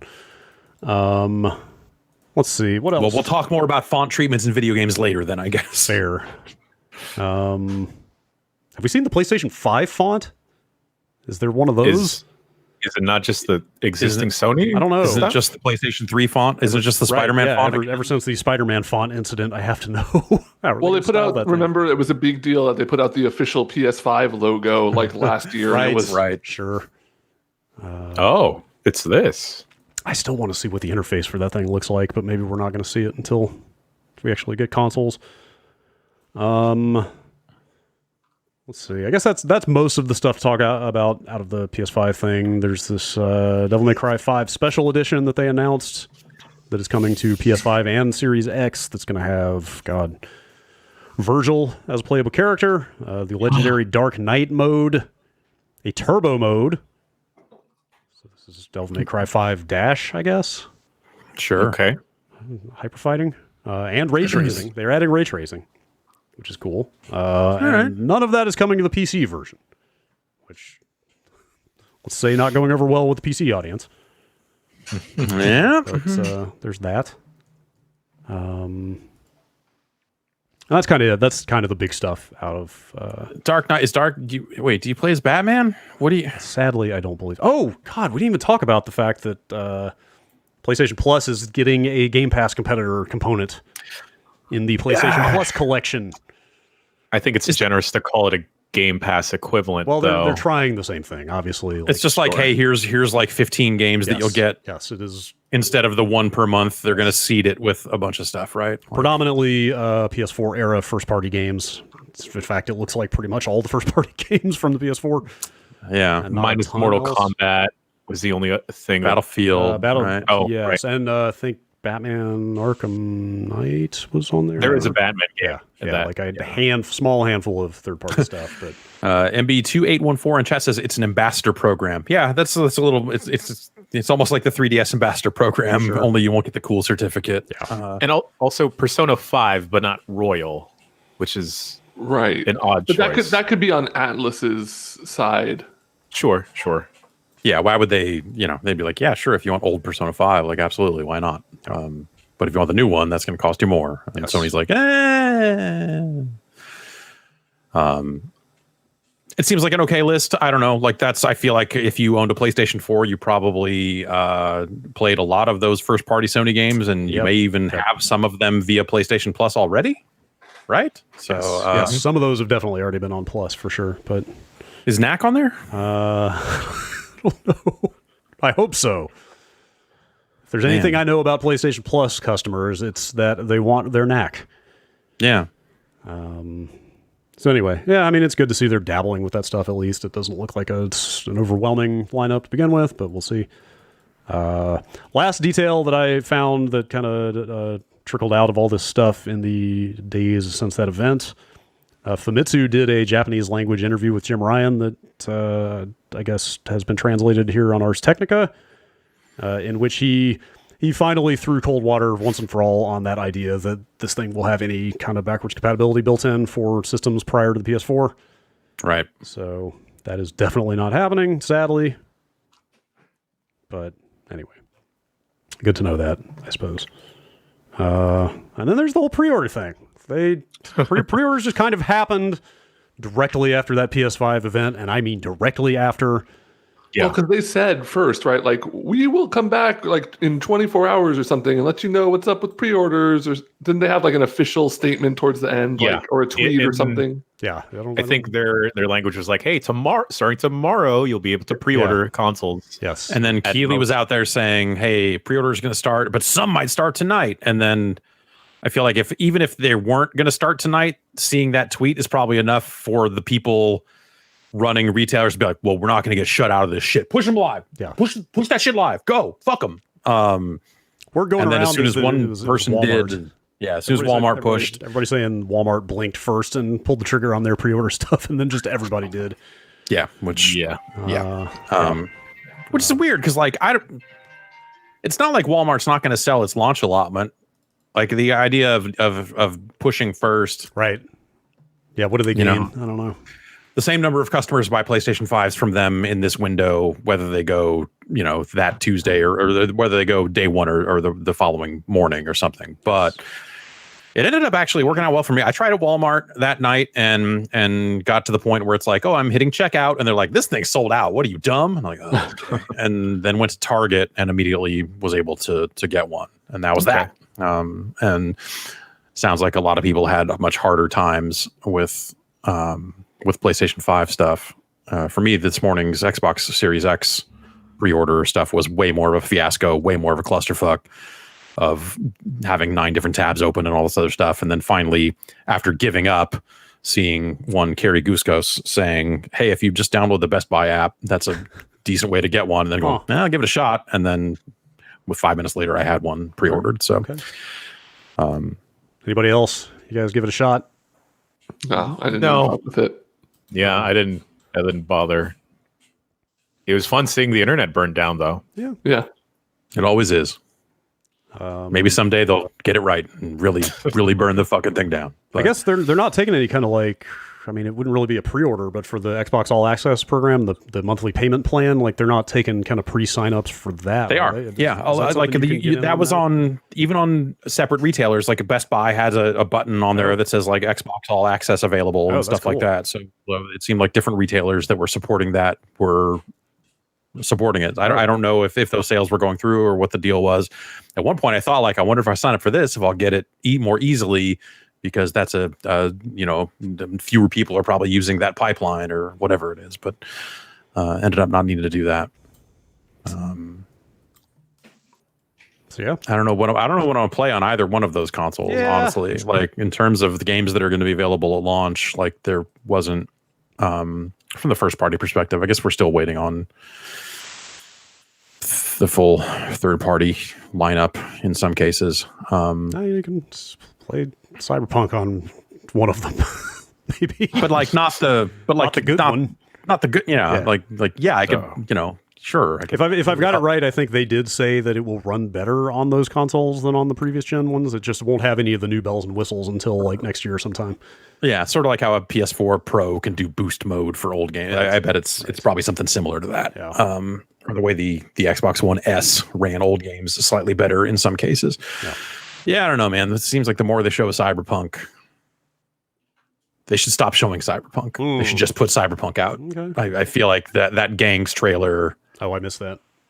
It really is just like. I mean, it's just like some fluff, some lore, right? It was, yeah, but it was just like, I don't know, man. We did the ethnic gang thing. Like, Oh okay. yeah, I mean like content wise, but content wise, yeah. It was kind of. It's just I don't know. It seems like the more they show of that game, like the way they're handling the world and the lore. Yeah, like here's the Latin gang. They all run around and yell "puto." Yeah. Whoa, Ben. Sorry, Wow. I mean, It also means rice. cake in digitize my Tagalog. voice there, so it's okay. Okay, yeah. It's I don't know. Like it. I think that game looks fine. I think that game will probably be fine. I just the last couple of times they've showed it, I've watched it and been like, this did not make me more interested in this game. Especially if anything, it raised more questions where I'm like, to me, Cyberpunk is all about the like cool like melding of cultures and transhumanism and shit, and it's just like I played Netrunner, the card game, and it's like all these different characters have like obviously they have cultures that they draw upon, but they're not like the stereotypes of those cultures. Totally. Like there's a right way to do that stuff, and it just doesn't seem. What they showed of that didn't seem like they were doing that in a cool or interesting way, I guess. Yeah, so exactly. I don't find it that's like the worry. offensive. I just find it boring. Yes. Yeah. So I don't know. Like that's I that game will probably end up being just totally fine. But they sure have done a lot of dumb shit along the way in showcasing different parts of that game and the stuff they have said and the way they've handled their social stuff. It's just like just stop talking and put the game out. Come on. They lost me with some of that like Batman Detective Vision stuff too. I'm sure that's not a huge portion of the game, but that also was kind of like what. So yeah, here we are. New consoles are on sale. Shit's happening. Does anybody here feel any compulsion to get one of the cheaper boxes, or is everybody going to try to go all the way? Obviously, Jeff, you're already in for the big boys. I really want to see what an Xbox Series S looks like and how it runs games, and like I'm very curious about it. Like from that perspective, like the lower price PS4, like I don't care. Like it's going to run the games the same way. It doesn't, that's not. That's not interesting, but like, I want to see if the Xbox Series S is like comparable is not the word, but like comparable minus the resolution. Right. If it really is the like, hey, this is good for 1080, and if you have 1080, you're not gonna, it'll still look like a step up from Xbox One X, or you're gonna look at it and go like, this looks like a half step up from Xbox One X or something like that. Like, I'm very curious to see like that difference for the games that are going to still ship on older consoles, like put Xbox One X up against Xbox Series S and really see how dramatic the difference is. Cause like, that's like, look at that spec sheet and the teraflops, and obviously they're using things differently and all that. But like at some point I lost the plot on the numbers side of it and just looked at it when like, these numbers don't look that much higher than the Xbox One X. So what are we getting here? Yeah. I mean, other than like, hey, they'll remove all those from sale. I mean, they already have, and just sell you the Xbox Series S if you want something in that price range. Kind of just snuck out on their YouTube channel. I found a trailer last night that is specifically labeled Xbox Series S versus One X loading times, and they use Outer Worlds as an example. Totally, so and it still has an SSD, right? Yeah, so like that'll be a benefit. The CPU is still a significant step up. I think if I remember, it was like 9 seconds to get into game from title screen on the Series S versus like over a minute on the old Xbox. So like they're they are pushing stuff like that. That stuff will definitely matter. I guess I'm just thinking like image quality and just like that sort of stuff. Like I'm just curious. I am also super curious about that stuff. So yeah, that's here we are. Consoles. Anybody got anything else to say? Here we are. All right. Consoles. Yep. Now that's hot soup. That's some hot soup right there. Nintendo never one to be left in the dust. Has gotten out there in some of their corporate messaging talking about the fact that they do also have new hardware on the way as well, which is due in what they describe as 20XX. Great. So Mega Man confirmed for new Nintendo product. Sometime after give me the Battle Network remaster then. Sometime after the Replicate Apocalypse, the new Nintendo system will be due. Do you think next to no info there? What? Do you think Nintendo ever makes a proper's not the word, but do you think they ever make a television-based console ever again as like their primary, like, this is it, this is the only way to play it? Do you think they ever go back to that and then go like, oh, we made a handheld over here? I don't know. I don't see why they would. Yeah. Do you think everything from here on out is a Switch? Do you think everything is just like gonna dock, or they sell it both ways if it cannot function as a Switch is both? If they're just like, here's the handheld version, it's this other thing. Like, Nintendo has like had their gimmicks over the years from platform to platform, right? From motion controls to, like going back to the N64 with like rumble and analog and stuff. And like they finally found the one that is like core to what people want, right? It's not, it is no longer a gimmick. It is the thing they do. Totally. And it's this crucial thing, like I never use my Switch because I play all those indie games on PC. But when you just straight up look at that lineup of like, hey, just Hades just coming out. Like, you look at the number of like amazing indie games that are available on the Switch, and the idea of like, if you're the sort of person that is looking to take a thing with you and play games on it, like, it's incredible. It's just not for me. And I feel like Nintendo's first party stuff ain't hitting for me the way it used to either this time around, which is post-launch anyway.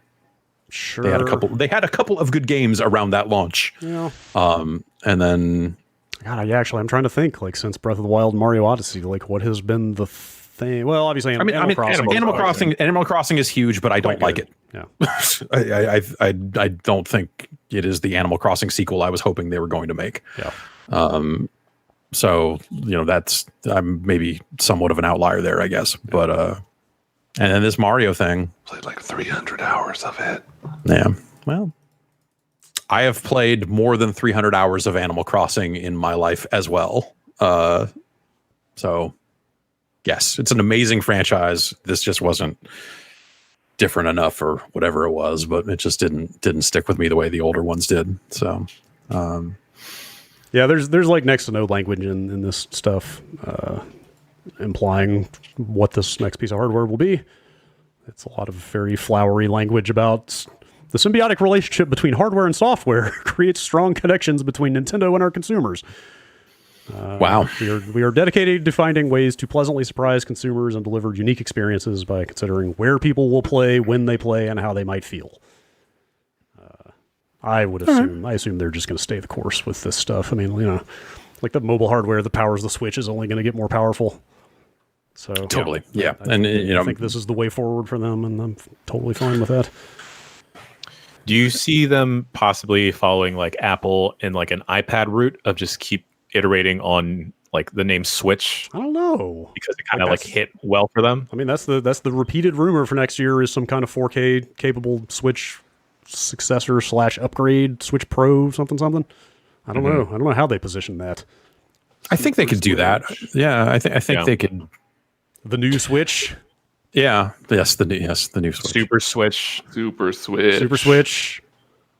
Super Switch is not bad. I could be okay with that. It just leads to weird situations down the line where, let's say, you have the entire library of a console that starts with Super, and they have to devote a whole category just to the letter S because, like, a third of the games on that platform start with Super. Yeah. I think it would be probably closer to the 3DS line of like new Switch Plus XL. I don't know how they message that, but I think you number it for a while and then you get away from the numbering. You go like, this is the Switch 2, or this is the Switch, this is the 2021 version of the Nintendo Switch. Make the Switch 2. That could be like their tagline. Oh, I hate that. So yeah, they should do that. Look who's switching too, but it's like TOO, it's like also not the number. Okay. Let's see here. In addition to that, they happened to drop another Nintendo Direct out of nowhere because there wasn't enough news this week already. They announced 2 new Monster Hunter games for Switch in there. Yo, you get a dog in one of them. Monster Hunter Rise. Monster Hunter Rise. 2 dogs. So 2 dogs. It seems to be the next main Monster Hunter game. Monster Hunters Rise Up. That's right. This looks more like the handheld Monster Hunters, right? Than a Monster Hunter World 2. It doesn't look like Monster Hunter World 2. Yeah. I would say even graphically, in terms of how nice it looks more like a handheld game. Yeah. I can't say I was You exactly. got a grappling hook. Yes. Yeah, yes. it like I don't know if there's been an existing grappling hook in the previous games, but it looks like they took that clutch claw idea from Yeah. Iceborne, Yes. and just made a whole damn game with it. Also, you can ride the dog. But it doesn't do the annoying thing that the mobile ones did with the like super segmented worlds that you have to load between. Well, it is still the world style, like good. one big world that you can travel around. Yeah. We have the technology now to hopefully never have to return to those days. Yeah. Folks really seem to like those days, though, which is Well, I mean, but like, what if it was just those games, but you could just seamlessly walk from one to the next without having to stop and load? Like that's, The time has come. They also announced a new Monster Hunter Stories, appropriately titled I think Jason Monster Hunter was Stories 2. speculating about this last week too. That's right, he was. Yeah, he totally was. Yeah, I'm not super familiar with Monster Hunter Stories at all. It's kind of Pokemon-esque. Is that right? I'm assuming it's more story based rather than like let's go kill the monsters. Let's it is cohabitate turn-based. with them. It is let's turn-based. go love the monsters. Not quite sure if you're collecting all the monsters necessarily. is it anything like Dragon Warrior Monster? Because then I'm interested. Dragon Quest Monsters Joker or whatever. Lastly, in Nintendo news, yes, they're no longer making the 3DS. That's Any version? Does this include the new 3D? I believe it is all. You just poured one in, Ben. That's the opposite of pouring one Yeah, out. now I'm gonna drink that's, it. That's oh wow. That's so selfish. What did you just pour that Red Bull? Hair in this cup. Oh yeah, sorry. I sent you a cup of hair. Sorry. Is there vodka in that Red Bull? What's going on? It was a little bit of water, a bunch of hair, and I poured Red Bull into it and drank it. Okay. Why is there hair in Yum. I don't know, Brad. I don't know. is it your hair color? Yes. Okay. Did you shave at your desk? Yes. Okay. Mystery I think solved. this mystery is getting solved. Yes. Yeah, it seems to be all versions of the 3DS. They have confirmed that to multiple media outlets, so it seems like it's a real thing. I guess if you feel the need to own a backup 3DS, you better go get one now. Backup 3DS. You just got to work the eyebrows when you say backup, I think, to make that hit home. If you That's what you do with your extra 3DS is up to you. get your copy of Cubic Ninja. Right. The classic. Favorite DS game all time? Go. Snap answer. 3DS game? Shit, man. Link Between. What was it? What was Link the Between song? Worlds is Spirit pretty, Tracks. is pretty high Link up there. Between Worlds would be mine. Spirit Tracks is a regular DS game. Just overall, just DS. The Wario. God, overall DS. WarioWare touched. That's even WarioWare harder. touched. God. Overall, Rocket Slime. Okay. All That was right. a fun What that is? Dragon Quest game. Bowser's Inside Story that was DS first, right? I believe. I think Yes, believe that one's up there for me. If we're doing all DS, Oh, DS. Rub Rabbits. sure. Okay. No, I'm Feel the magic XXXY. wait. Meteos is on. I mean, if we're talking just DS and 3DS, Meteos is. Lead Beat Tatakai Agents. Owendon? Wait, yeah, Elite Beat Agent. Yeah, fucking Owendon. Yeah. Yeah, goddamn. Good. Goddamn. A lot of good games. Yeah. Fantastic ones. Good consoles. Go get a 3DS Yeah. if you don't have one, just in case. I guess Facebook ran another Connect amid all of this other stuff. Those used to be called Oculus Yes, Connect. that used to be Oculus Connect. Okay. Yes. Just in case you're wondering where Oculus is at these days. Not a ton of stuff to talk about out of there. I guess the big one is that Ubisoft is apparently going to make VR Assassin's Creed and Splinter Cell games. Okay. They didn't really say anything else about what that means. So stay tuned. But the Quest 2, I mean, Yes, Quest 2 came out. I feel like I've seen conflicting opinions on that thing. yeah, I don't believe it's out yet. Or reviews came out. I should Yeah, say. the reviews hit, and I think it is out in a few weeks here. I am supposed October to be 13th. getting. Okay, I'm supposed to be getting one at some point here. Yeah, better displays, all that sort of stuff. But like if they're discontinuing the Rift S, which is what it sounds like they're doing, Yes. it sounds like they're completely out of the desktop game. Yeah. But if that thing still works as a Steam VR, because I can take my Quest and plug it into a PC and play games on it and all that sort of stuff. I assume that will still work. I thought it was interesting this time around that when Facebook contacted me and about the Quest 2. And I said, yes, I would be interested in taking a look at Quest 2. They said, okay, great. Send us your Facebook profile. Huh. As opposed to let us know what your Oculus ID is. Obviously, they made that change a while back. We talked about it then, but there was a feeling to that I was like, ugh. That's Yeah, right. That might be enough to get me to make a dummy Facebook account for such things. Yeah, that's I was definitely thinking something like that as well. But yeah, anyway, I'm interested to see what they have done with the next version of the Quest. Yeah. And because the first Quest is a nice little device, and I've had nothing but trouble hooking it up to a PC and getting it to run reliably and not act crazy. And then trying to sideload the way, because you can do all that wirelessly, which is actually rad. And when it works, it fucking works. And you're like, this is great. I'm untethered from this PC, but I am playing PC VR games on this Quest. And I've had nothing but issues with that, trying to use it as a long-term solution. So yeah, we will see. They're also making Myst for VR. All right. Which is like, sure, yes, that should probably happen. They did a full polygonal Myst at some point, right? They've done 2 of those, I think. Yeah, okay. They did real Myst like 15, 20, pushing 20 years ago, and then I think they did a remake of Real Myst, and now this is yet another. Sure. I would walk around that island. Like, I don't necessarily want to play through all of Myst, but it would be super novel to... I would say that first island is an iconic video game location, right? I guess so. However you feel about Myst, I would check that out. It's a cool idea.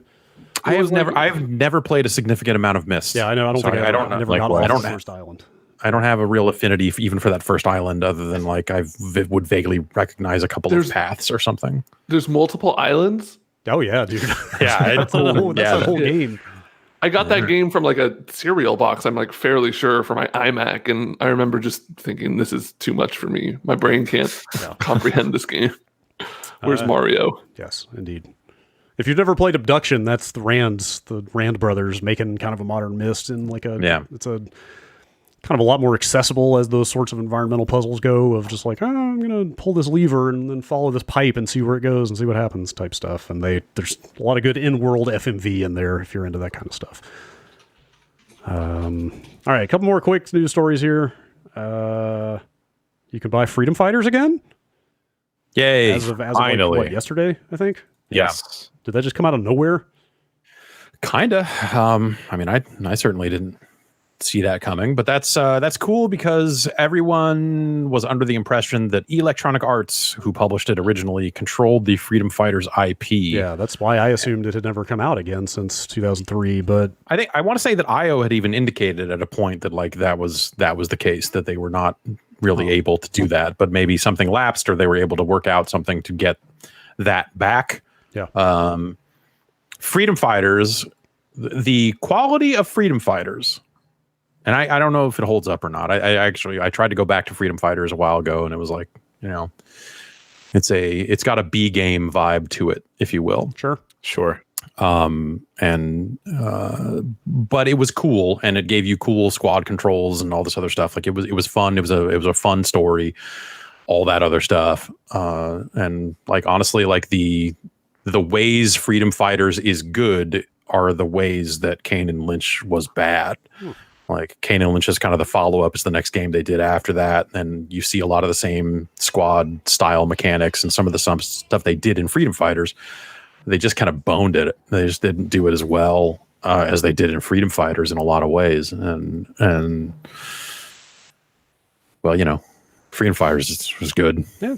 It's only $15 on sale for 10 on GOG, Steam, and Epic Store at the moment. So that's cool. That's all over the place. yeah, that's cool. Lastly, I will check that out. Yeah. It's been a long time. yeah, it'd be worth taking a look at. Last story: Michel Ancel, creator of Rayman, is quitting the games business to work in a wildlife sanctuary. I mean, if you looked at what was happening at Ubisoft these days, would you? Sounds like an upgrade. All right. No, yeah, that is like the most Michel Ancel way that could play out, right? Yes. He straight up announced this on Instagram with a video of him and a fox hanging out with a fox, which sounds pretty good. Fucking A. I think. Yeah. Sounds like the life, honestly. He did address Beyond Good and Evil 2 and Wild, which I think is maybe the first time anybody has brought up Wild in like the 6 years or so since it was announced. It's always been, there's been reports saying, hey, we understand it's still under development. Right. But it was never like, here's a statement on Wild. So this is probably the first one of those we've gotten forever. Yeah. He said, many of you might want to know what will happen to Wild and BG&E 2. No worries, since many months now, the teams are autonomous and the projects are going super well. Beautiful things to be seen soon. So, Wild is not even a Ubisoft game, right? Wasn't that? No, it's not. Totally separate from that.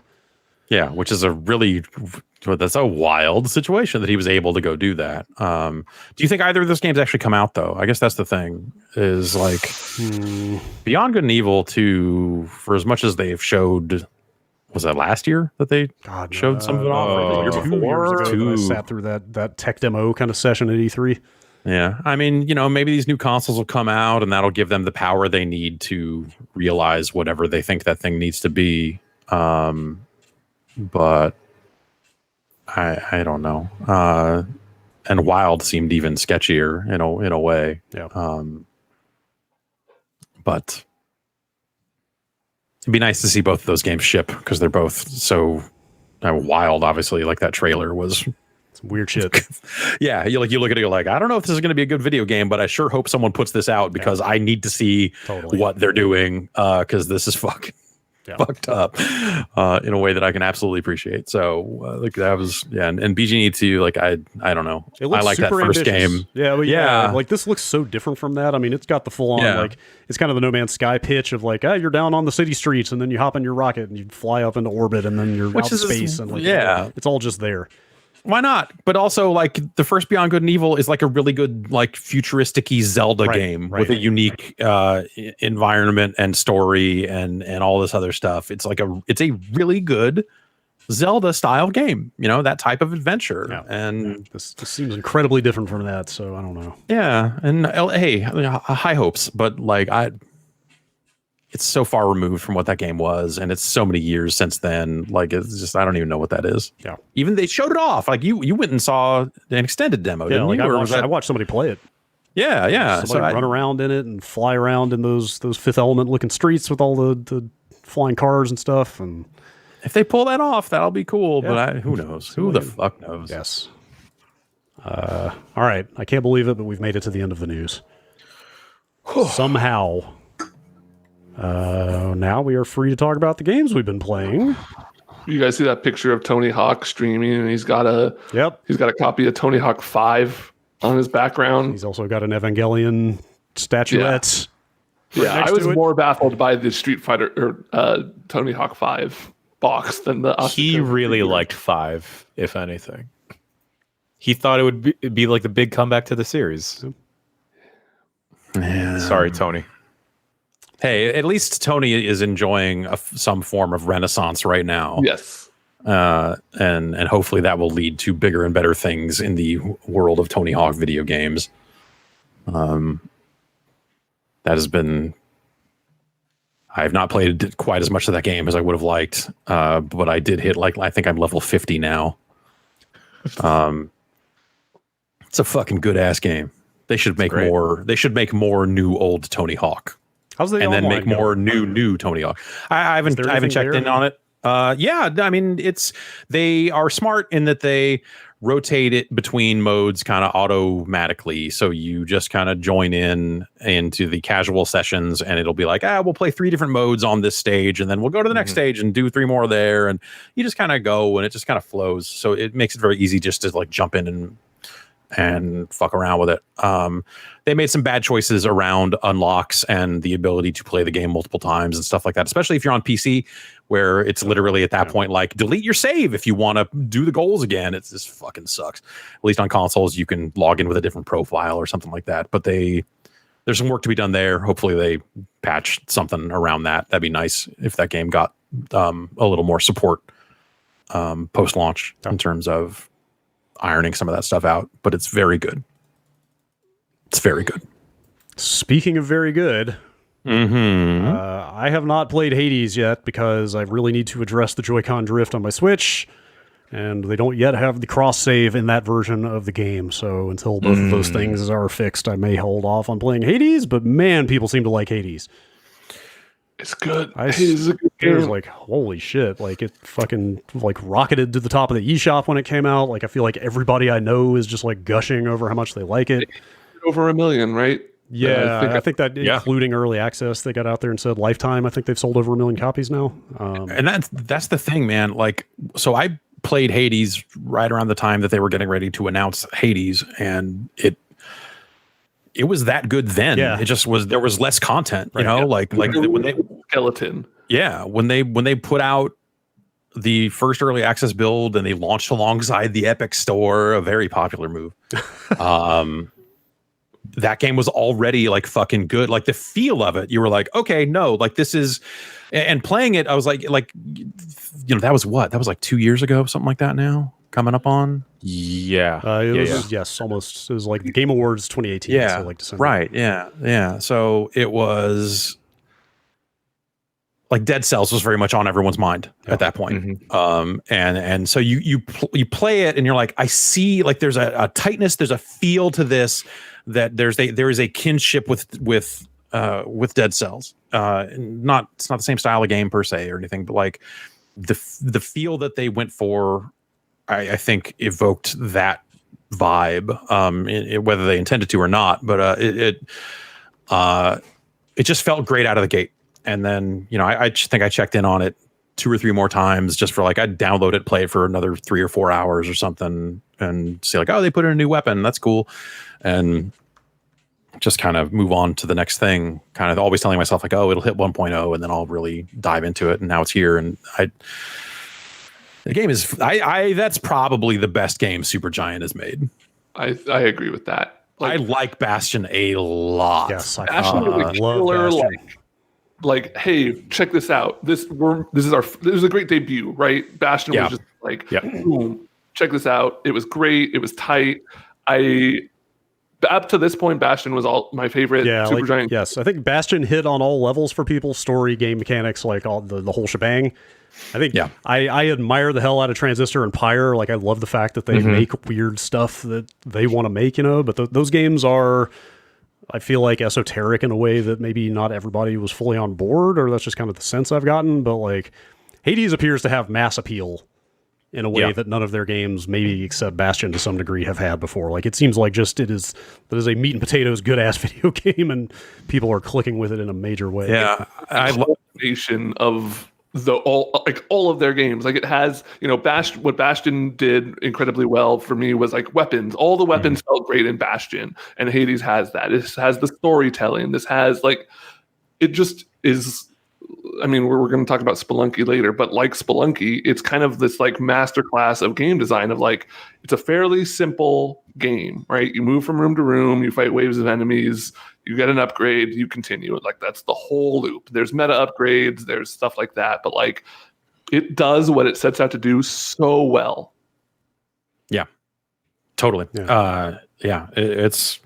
I have not unlocked all the weapons yet. Like I keep dying in the second area. Like I'm not even seeing anything close to the content that they've been adding to the game over the last year or whatever, I'm sure. But yeah, I just the characters, the voice work, the stuff that you kind of expect, like the Supergiant usually like really nails. That's the thing I've seen people calling out more than anything, I think, is the storytelling. Like, you would expect that because, they've dabbled with narration and stuff like that in the past quite a bit. I think specifically because it's a roguelike and you don't really get a lot of really strong storytelling from roguelikes. Right. Yeah, and I've seen people, and again, I'm just quoting people here and play it myself, but like I've seen the idea floated a lot that it actually uses that cyclical nature of a roguelike in service of the storytelling, that there is like, there's a thematic tie-in for the way that stuff works and the fact that you are repeating this stuff over and over.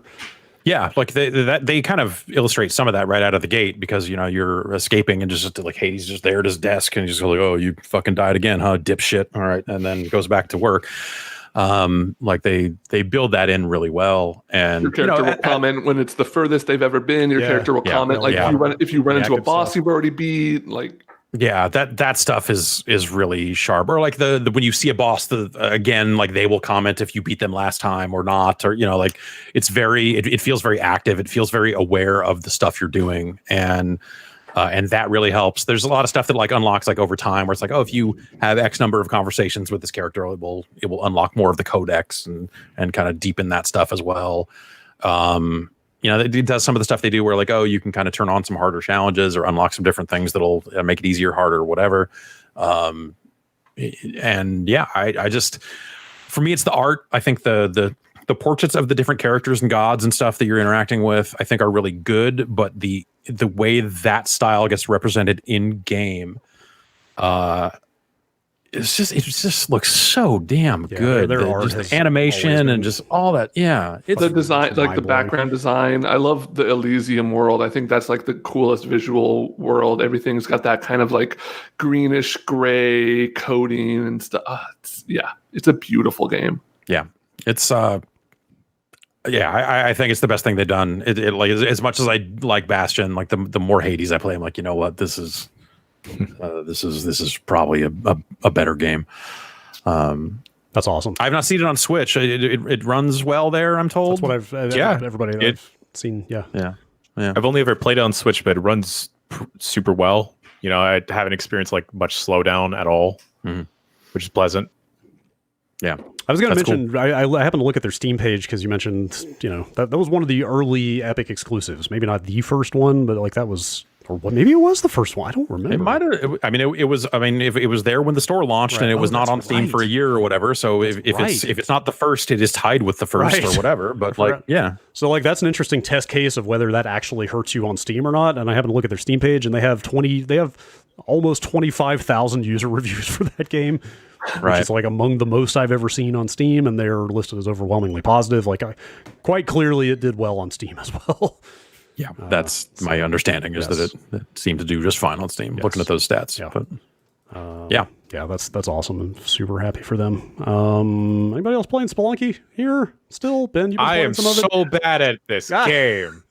I'm waiting for I've been waiting for PC. Yeah, I haven't. What is today? That's 29th, a week I think, from right? today, I believe. Yeah. I'm like kind of. Brad, when you were. Oh, go ahead. Brad, when you were saying like that the furthest you had gone like last week was like 1, 2, 1, 3. I was like, huh, is Brad just taking his time? Because I've only ever like dabbled in Spelunky, the original one. But here I am. I can't even get to the second world because I just keep messing up. And I feel like I've watched enough like Patrick streaming, Rory playing it, like I know what to look for, but I don't. I have no idea what to look for. I picked up this jar with a ghost on it, and then I threw it on the floor by accident, and then now a ghost is there, and I don't know why the ghost is there. I mean, it was clearly labeled. I don't see why you would be surprised. I thought I could take it with me. I don't know. Do I throw it at the ghost? I can. They really managed to come up with just endlessly new and creative ways to fuck you in that game. Like, I swear to God. Yeah. Like, I really like the turkeys. Yeah. Yes. That being said. Yes. They're the only type of Yoshi in that game that's good. All the other ones are fucked up. Have you found others? Oh yeah. There's a fire breathing one. There's like a Sonic shooty voice one. Are they all turkeys? No, they're like different creatures. Okay. Did you Spelunky? Does Spelunky 2 have Yoshis? Yeah. Oh yeah. Okay, check this out. What if in Super Mario World, when you got the fire flower. Okay. Let's say you didn't want to ride Yoshi, you could instead use your fireball to roast Yoshi and eat him. Okay. Or it, if you like. Okay. I'm not sure. I feel like this podcast has been split on the issue of the personhood of Yoshi's in the past. Not sure. Let's say Super Mario World had arrow traps. Or Yoshi's livestock here. Oh, Yoshi has shoes though. That's true, but they're organic shoes, right? Anyway, if the flame broil Yoshi and eat him for health instead of riding him, that's Spelunky 2. All right. So, back on board. Okay. Yep. I've been playing a lot of Spelunky 2. I forgot to include that. Oh, that's fine. How far have you gotten? Like I'm kind of consistently getting to World 2 now. Not more often than not, but like. Are you starting from the beginning every time? Are you not using the warps at all? Yes. Ever since I went to Matt Rory's school of killing the shopkeeper, I definitely start at World 1 and hope for a good shop lineup there to get a shotgun and some other stuff. But yeah, I've kind of been focused. The furthest I beat World 3-1 once, which is like a special. I got to that once and got flattened immediately. Yeah. I have not gotten back there. I'm kind of I approach Spelunky slightly differently, where I once I get the warp, I kind of just focus on like, okay, I'm going to learn World 2 now. I'm going to learn the fire world and I'm going to learn the plant world and just like drill down on those. Oh, I hate the plant world. There's too many spikes. I hate the plant world too. I go fire world. If I'm like trying to do a good run, I'll go fire world every time. The fire world is more chaotic because like this game has fluid dynamics. Like the lava flows in sort of realistic ways and like that's unpredictable, right? You know, it's almost Minecraft-ish. Like if you open up the wrong block and the lava starts coming out, like you kind of can't account for where it's going to go half the time. And I've gotten fucked by that, but at least it's more interesting, you know? Have you found the crown yet? Oh, what is that? I found a crown. So at the bottom of one of the World 2s, I think it's like 2-2 or 2-3, there's like it doesn't just end. You know how like when you get to the bottom floor of most Spelunky levels, it's just kind of there and the bottom's the bottom. This one, if you like hold down, you notice that it keeps going down. So I had like 15 bombs or something. So I just like bombed my way down and there was a door down there and I went in there and it was a castle full of fucking Draculas. And there was a crown at the top, and I got the crown, and it's like, hey, you got a crown, good job. I'm like, what does this crown do? And then a Dracula killed me. Yep, sounds about right. I had a similar experience when I got the clover, and I didn't have time to figure out what that did either. Oh, yeah, I still don't know what that does. From the Moon Challenge? Yes, the Moon Challenge. What is that? I don't know. And I'm really enjoying like not looking any of these things up either. Yeah. Like, I know people have beaten it. I've heard about people out there speed running to the end and stuff, but like, I wonder if that's actually the end. Like, I'm sure there's some Yama-esque hidden actual last boss that nobody's found yet, right? Probably. Oh, I'm sure. It seems like there's a ton of stuff going on in that game. Honestly, the more I play of Spelunky 2, I'm getting transported back to like playing Spelunky 1, like being in college, having my shitty Xbox 360 that was like super duper breaking, and the only games I could get working on it for some reason were Street Fighter 4 and Spelunky 2 or Spelunky 1. And just like how many hours I put into Spelunky 1 and how much I grew to appreciate that game from just a game design like point of view. Like to me, it's like I think it's one of the few perfect video games in a way. Like that doesn't mean it's without fault. I just mean for like what it sets out to do and how it accomplishes it, the scope of it. When you compare it to the games it inspired, like Spelunky is just so tight. When you start to like see it as a puzzle game, like I saw Derek Yu retweet somebody a few days ago, maybe it was last week, and they were like, hey, I was thinking of getting into Spelunky 2, but I'm not really good at Spelunky and I'm a little intimidated. And Derek Yu's response was, don't think of it as a game you have to beat. Think of it as a game of exploration and learning. And like once I kind of started thinking about that, getting back into Spelunky 2 and like being like, I can't beat it. I keep dying on 1-2, and just really kind of slowing it down and looking at all the pieces, like recognizing the similar zones. Like, okay, I know that this corner looks like this corner, so I need to go over here because there's probably a thing over here. Like it just is a game that is so good at what it does is like the more you play it, the more you learn it. And it does it without a lick of tutorialization. There's a very basic tutorial that like gives you the controls, but other than that, you just play it and you learn it, and you play more of it and you learn more of it. And then, so like the first thing you're fighting against is the controls because it's kind of wonky and the whip doesn't work right. You're like, what is this bullshit? And then you learn that, and then you're like, oh god, there's enemies. I have to learn how to fight these enemies. And then you learn about the traps, and it's just all these layers of learning that you can take all of these elements and combine them, and like you start learning how to use the enemies to manipulate the traps, and then you just get better and better, and you start moving faster and faster. It's a really fucking fantastic game. Yeah, like the Do you think Spelunky 2, from what you've seen of it so far, do you think it is better than the first game? It seems like that'd be a hard thing to do. Yeah, that's a tough question to answer. It's a really tough question because like part of what made Spelunky 1 so special is not a lot of games felt like it, and roguelikes weren't like, you know, there was Rogue, like I'm sure a few others around the time that like it was so, you know, even playing Spelunky 2 with like my partner on the couch watching and asking me questions, you know, they don't know anything about like roguelikes and stuff, so I was kind of explaining that as a concept. And they're like, that's really cool. Like it keeps the experience fresh every time. And it's easy for us to be like, oh God, roguelikes, like, oh my God, they're a dime a dozen. There's a million bad roguelikes. But like a really good roguelike, like Hades, like Dead Cells, just does something about keeping everything so fresh and interesting. Every time you play it, like every session, I feel like I find a new way to die in Spelunky. And I have like 30 clips saved on my PS4 of just like bullshit deaths that I want to kind of just like arrange into a supercut.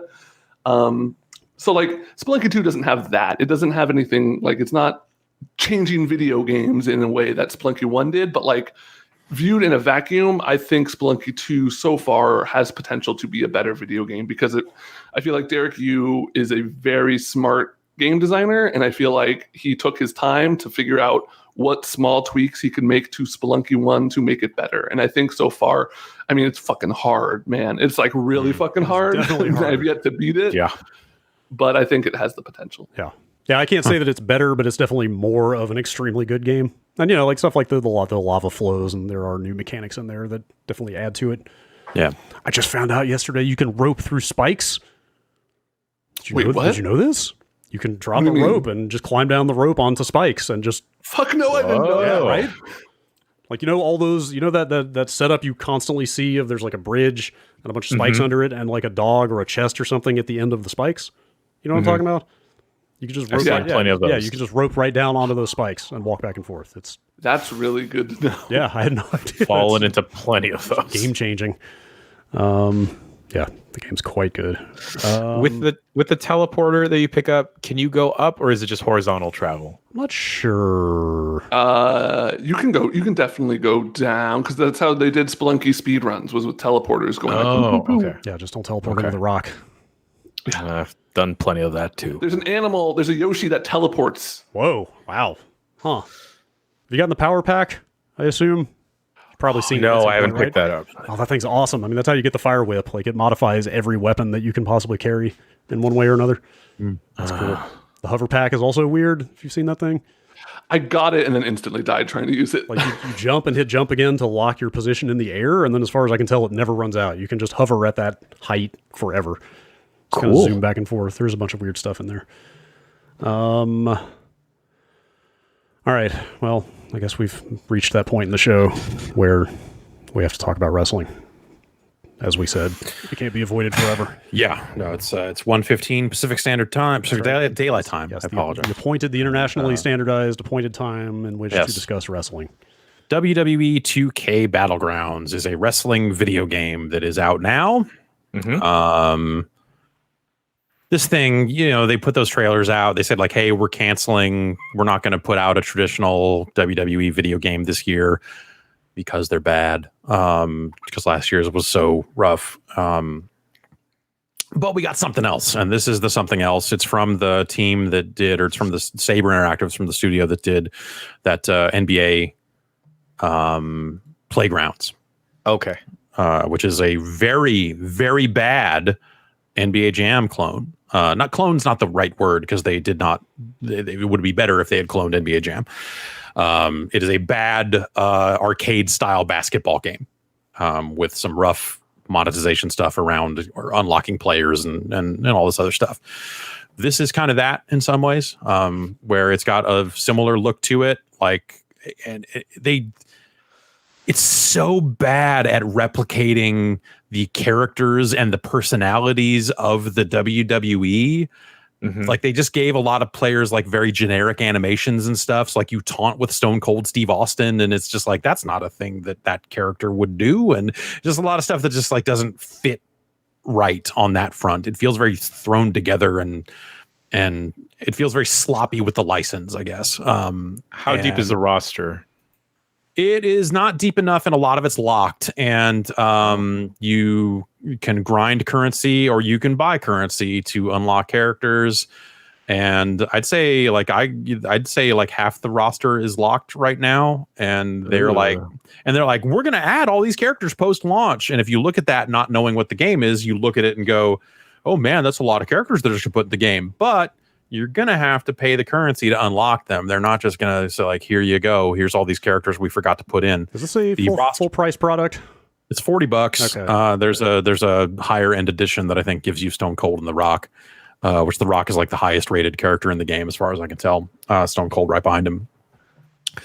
There's a good example of like how thrown together aspects of this seem is like when you pick Stone Cold Steve Austin,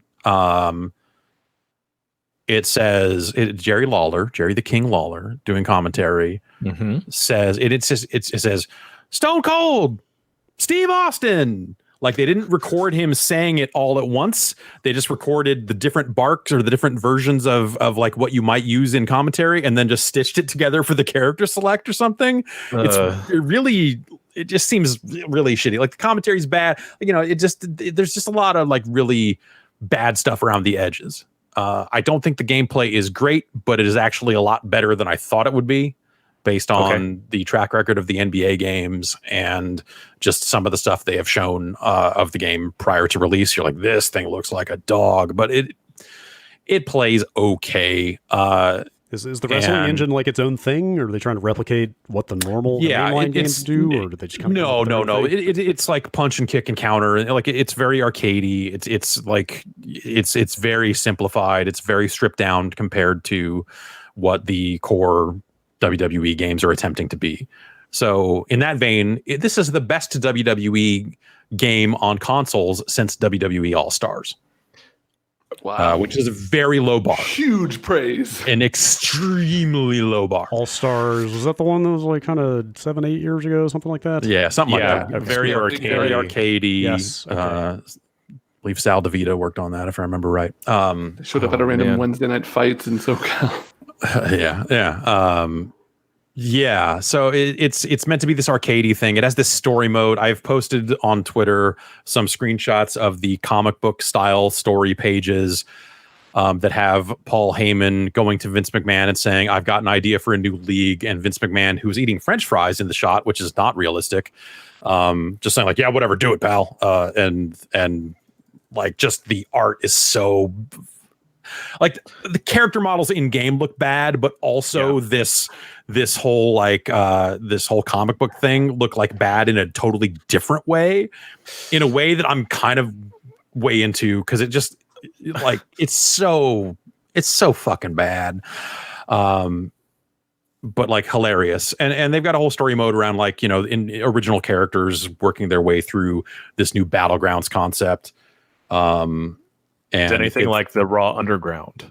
No, well, yes and no. It's meant to be like the original pitch that Heyman gives to Vince in the thing is like, wrestlers will have their own home turf and we'll call them Battlegrounds.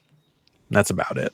So you get like a New York background that has like a subway train going through it and shit like that. And also like weird, like all the characters come out of a box, like finally like making good on the old like Jim Cornette quote immortalized by the Bruce Pritchard podcast about, well, if it comes out of a box, it's over, motherfucker. Like it's just weird. It's weird. The characters pop out of these boxes, or you can buy different. You can buy a coffin, or like Stone Cold will come out of an ice block because he's cold, right? I get it. It's just fucking weird. It's just a weird product. But the one thing it has that I think is interesting is it has an online mode called King of the Mountain, whatever, you know, some kind of King of the Ring style thing. That is just this endless online mode. Like you join it and there can be up to 4 players playing at a given time. And it's basically like, how long can you survive?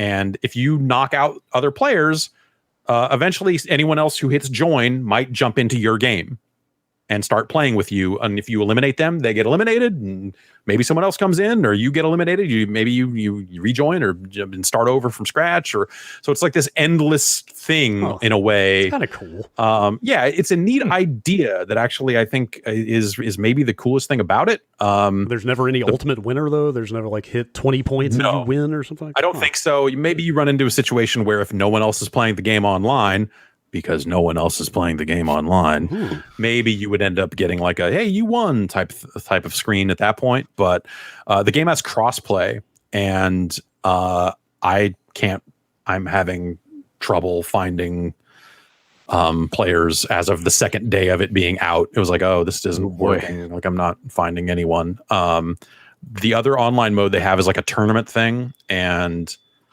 it's like, it goes by levels. So you start as a level 1 in the tournament and you win at level 1. And that means now you're matching for level 2 in the tournament.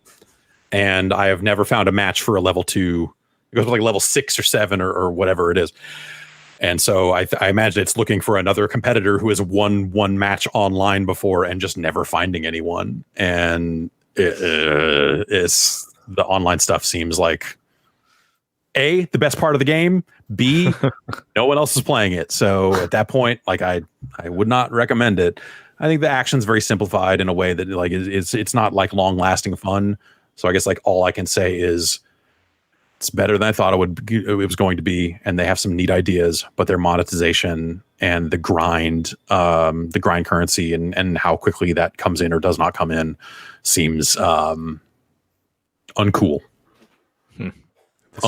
This year's WWE product. Yes, uncool. Yeah, there you go. But better than I thought it would be. That's in ways that are not always intentional. Like the art is hilarious, but as you said, they've set a pretty low bar for themselves. Absolutely. Absolutely. Speaking of low bars, anybody else try out that Mario 3D All-Stars? I messed around with that I can't bring myself to do it. Yeah, I don't know, man.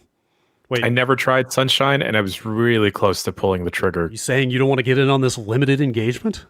You've only got until March. Yeah, but I also have $60 that I really like. Okay. That's fair. That's a good point.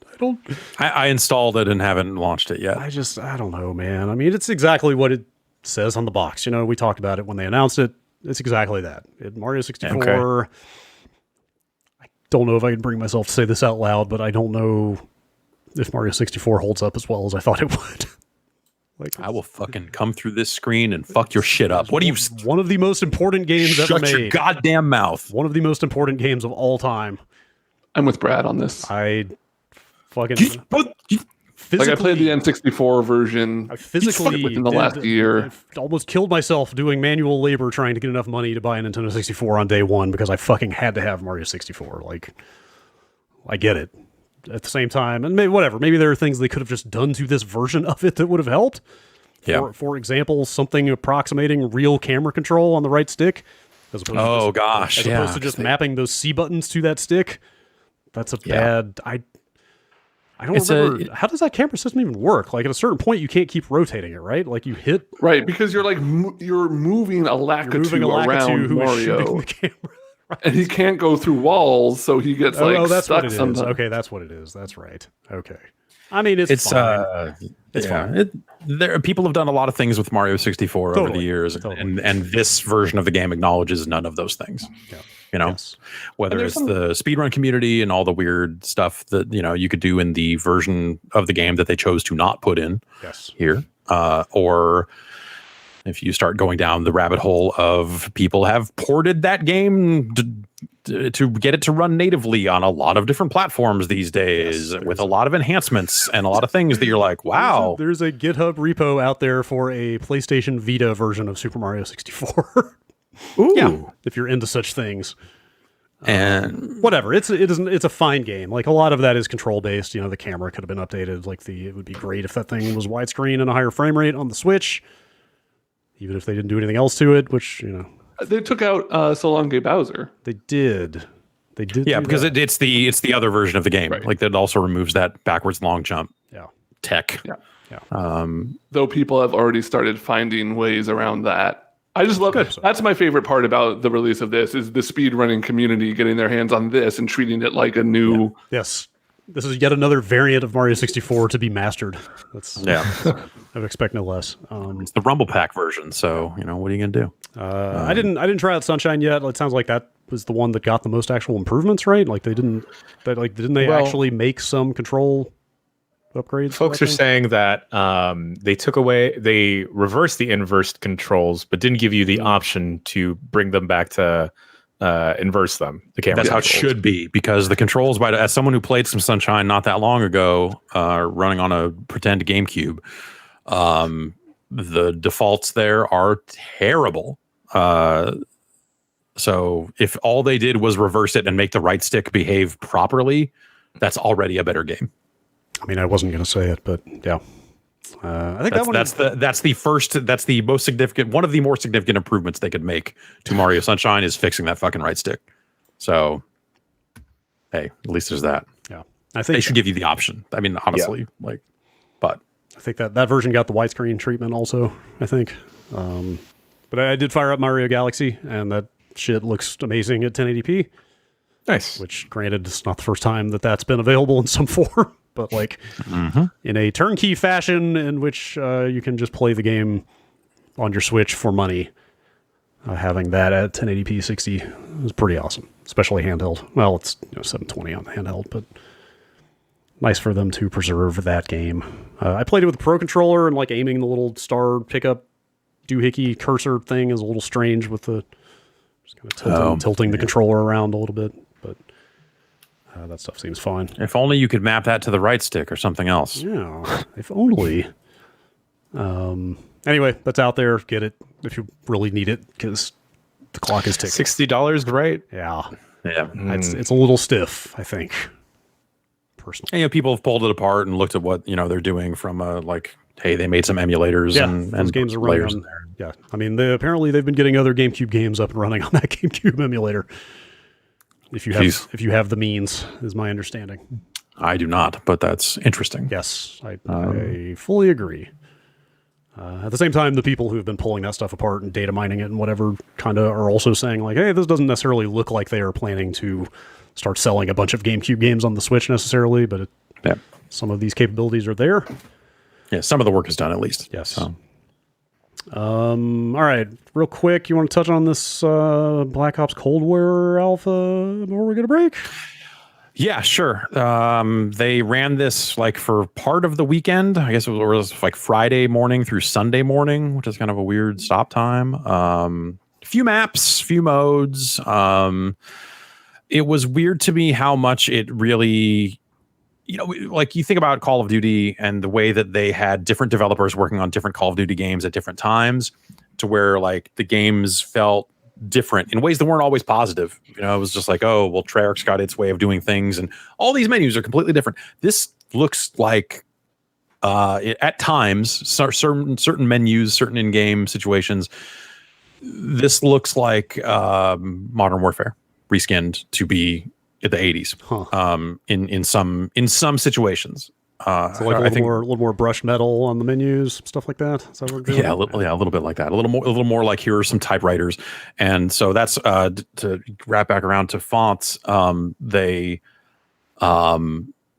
put a lot of typewriter font in there because hey, it's Black Ops and you're redacting typewritten things Cold and all this other stuff. Yeah, but then also. They do the thing almost that Control does, where they want to have these stark, very plain, big fonts on the screen, say domination in the name, all this other stuff. And the two things clash in a way that doesn't make a lot of sense. And the HUD elements and stuff like that are also that very plain, very readable, to be fair, font. And I think that stuff looks a little weird. Gameplay wise, it's a lot of the same ideas that Modern Warfare had. You've got a mini map on the screen at all times instead of a compass, which, take it or leave it. You're going to prefer one over the other. And it's a pretty similar game, but the maps seem larger. And there's one map that just has this whole huge empty outcropping of sand dunes around one side that a guy can just stand out there with a sniper rifle and murder everybody. Okay. And they said like, hey, we maybe made snipers a little more powerful than they are going to be in the final game because we want to try to tune that.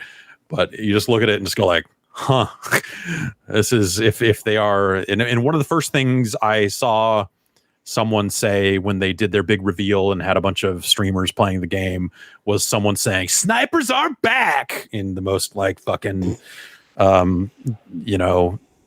scripted way possible. And I don't, that aspect of the game did not seem especially awesome, though it was fun to just like creep out there and throw a grenade at the sniper over and over again. Yeah, is that the advantage there? Like it's just a totally defensible position where nobody can get behind them? Well, if you're a good sniper and maybe you got backup or something, yeah, you could probably do something like that. But also that means you're going to be huddled up and get blown up by grenades or whatever. I don't necessarily want to say it's unbalanced because, I played it for 25 minutes or something like that. They've also got another mode, like a combined arms mode with some vehicle stuff in there. And I don't know, but like the menu is very similar to Modern Warfare, the big stripes of modes. When you pick Warzone, it actually, and I assume it'll be like this when they're done, it actually closes the game and opens Modern Warfare Warzone, or I assume the free-to-play Warzone if you have that installed. So I wonder if, I assume that's just going to be like they'll put the Cold War content into that Warzone and you'll have to like launch a separate app on PS4. I'm not sure. But it had operators like very similar. Like you look at it and go like, oh, they've got operators like the last game did. They're just all 80s out. They're just all like way more Russian accents. And honestly, last year's Modern Warfare, no shortage of Russian accents in there. But like that's the game they're making. There's a Miami level and there's a boat and they're trying to do some Miami Vice looking looks in some of it, and stuff really starts to run together regardless of the era at some point. This honestly, I think this is the most I've felt that way in a very long time. I think they used to do, again, it wasn't always a positive thing, but when you change developers and it was like, oh, Treyarch has the good fire tech. So when people Treyarch games are going to have situations where you set dudes on fire, and because they're confident that looks good, which is a fun sentence to say out loud. But like this doesn't feel different in those ways. This feels very much like, all right, this is Modern Warfare, and this is the next game. They have made a lot of changes. I don't mean to say that they are carbon copies or identical. But it feels like a lineage more so than here's this studio's take on it. Here's this studio's take on it. Like, and some of that's just the menu elements and some of the way that they are framing the game up and some of that versus the gameplay. Obviously they've got new modes and other stuff that they're doing to it. So, and they'll have a zombies mode, of course. I don't know. It kind of made me want to play more Modern Warfare in a weird way. So we'll see what the final product ends up coming, how it comes together and all that sort of stuff. What's the date on that? Is that the week before the consoles? Is that right? I guess I can pull it up. I'll pull it up here. I wonder, have they said what their next gen plans are? Are they going to be there day one with support? They are selling a cross-gen, so that they're doing a thing where you have to buy the expensive version of the game if you want to automatically upgrade from PS4 to PS5. Huh. November 13th, they're out. So day after the PS5. All right, man. That's an action-packed week. It seems. So we'll see, man. I don't know. Like it did not wow me, I guess I would say. But also, a lot of that is because I think there's a lot of similarities to last year's game. And I think last year's game was really tremendous. So, like, they're starting from a position of strength, whereas before they were, God, remember, when we started this generation, Ghosts was the first Call of Duty to come out on PS4. They went through a rough patch there for a while. So, God, that feels like a different lifetime at this point. Yeah. And it's also, I'm really curious to see how the campaign will hit in this day and age. Because, like, the Black Ops 1 campaign was really cool in its time. And all the spy, Cold War, number station shit and all that was a lot of fun. And I think that some of that stuff is going to hit a little differently this time out just because of where the world has gone. I agree. And obviously, I think people are a lot less interested in seeing Ronald Reagan tell you to go commit the war crimes. Seems like curious timing to me, for sure. Yeah. That stuff is... and by curious, I mean bad. But... Here we are. But, and also like this, the nature of conspiracy theories and where things are with that these days. It was a lot easier. It was a simpler time back then when they implied that you, the main character, were the one that pulled the trigger on JFK. You were like, oh, man, that's crazy because he was brainwashed by the Russians. And you're like, OK, all right, that's wild. That's we'll see how that stuff plays. It's a different time. Yeah, it's a different time. Yep, it sure is. Okay, video games. We've been playing them. We're going to take a quick break and come back and cram in a few emails. We'll see you in just a minute.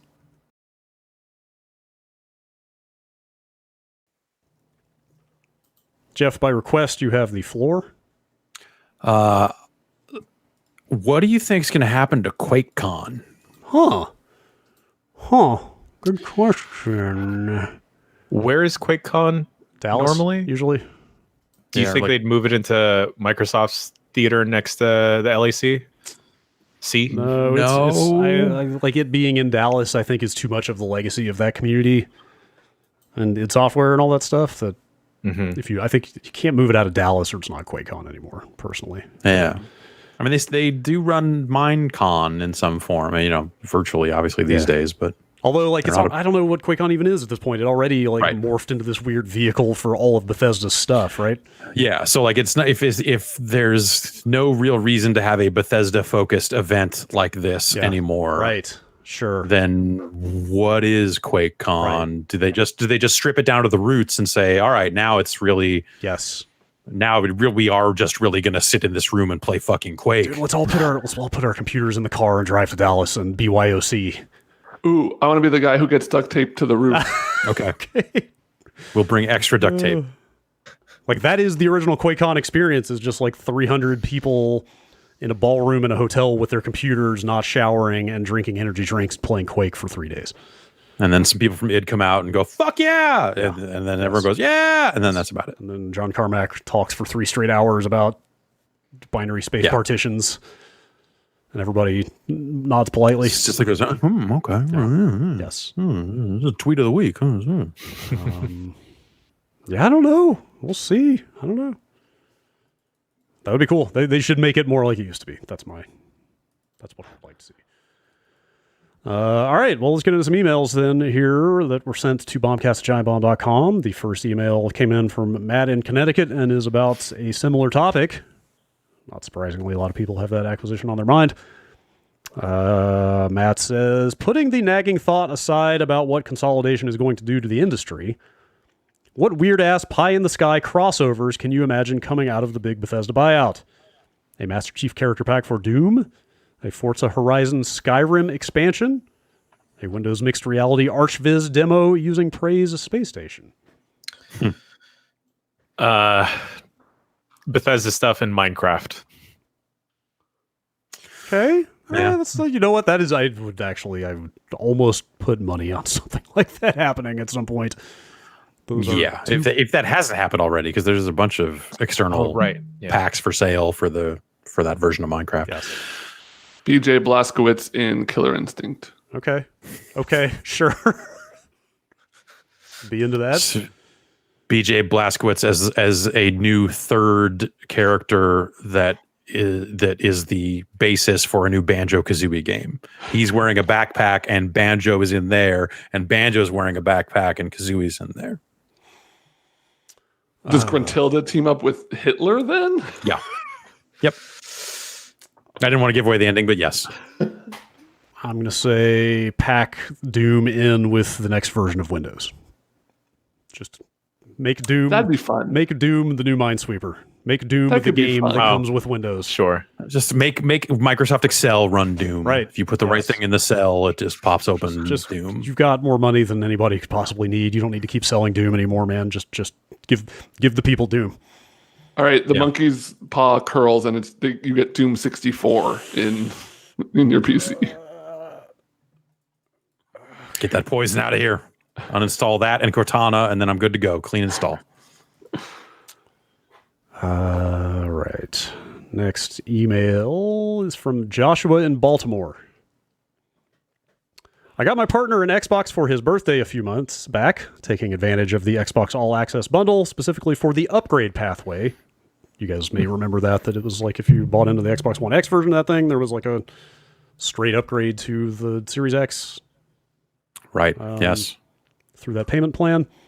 I just received an email from Amazon stating, quote, Amazon is no longer participating in the Xbox All Access program, and you will not be able to upgrade to the Xbox Series X or S using Xbox All Access in Amazon's online store. My question is, now that we live in an environment with fewer and fewer options for purchasing hardware, and with those options seemingly all at each other's throats over contracts involving third parties that don't necessarily pertain to video games, HBO's rift with Amazon, but agreements with Microsoft as another example, what is the safest purchase path forward? When do you think consoles will be sold exclusively by their manufacturers, and why would I consider purchasing anywhere else? Yeah, I mean, if you're, especially if you're looking to get into that sort of situation, yeah, at least going direct with the hardware maker, you assume that they will be around, right. And honoring those commitments, right? Right, but like I said, that all access stuff, I saw it on a few different sites this morning when I was looking around. I feel like I saw it on Best Buy. It might have been on Target or Walmart also.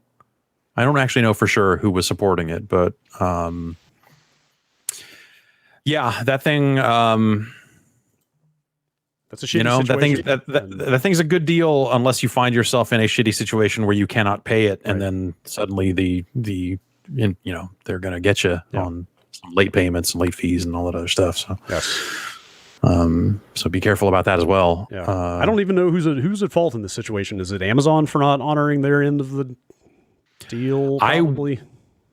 Well, I wonder, is that something where could you go to Microsoft and say, hey, I just got boned by Jeff Bezos? Right. That's my point. Like, is it on Microsoft to shirt that says swoop in and make sure this is still honored in some way?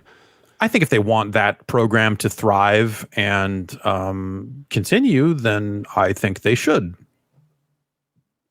They should have a way to say, like, okay, well, we'll get you out of the Amazon end of this, and you can move over to us directly and get it that way, or something like that. Yes, I would doing that. Yeah, I would think that there would be some kind of path to go direct with Microsoft there.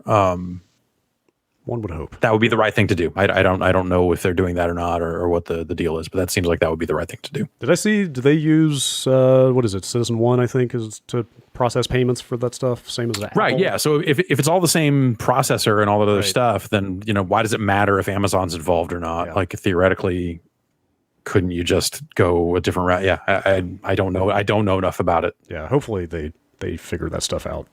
Yeah. Somebody just linked a tweet in the chat. Oh, the Xbox One X is currently the number 4 seller on Amazon. Its sales rank has increased 747% today. Oh, congratulations! That as you will. Perhaps I think they're just going to be fine. People just buying. Now the plan comes to fruition of why the names are so similar. Right. Pretty smart way to clear out all that old stock. Yeah. Next email comes in from Stefan in Eureka, California, no longer Lincoln, Nebraska. Oh. Welcome to Cali. Yeah. Yeah, you picked a great time. It's just a banner time here. Yeah. I've bought into each generation of consoles about 2 or so years into their life cycles, not for any particular reason. That's just how it's happened. I know I'm going to buy the PS5 around December for myself, supposing it's available. But I'm curious about day one or first wave consoles that have had issues. How common is this? Obviously, the 360 Red Ring is a big one.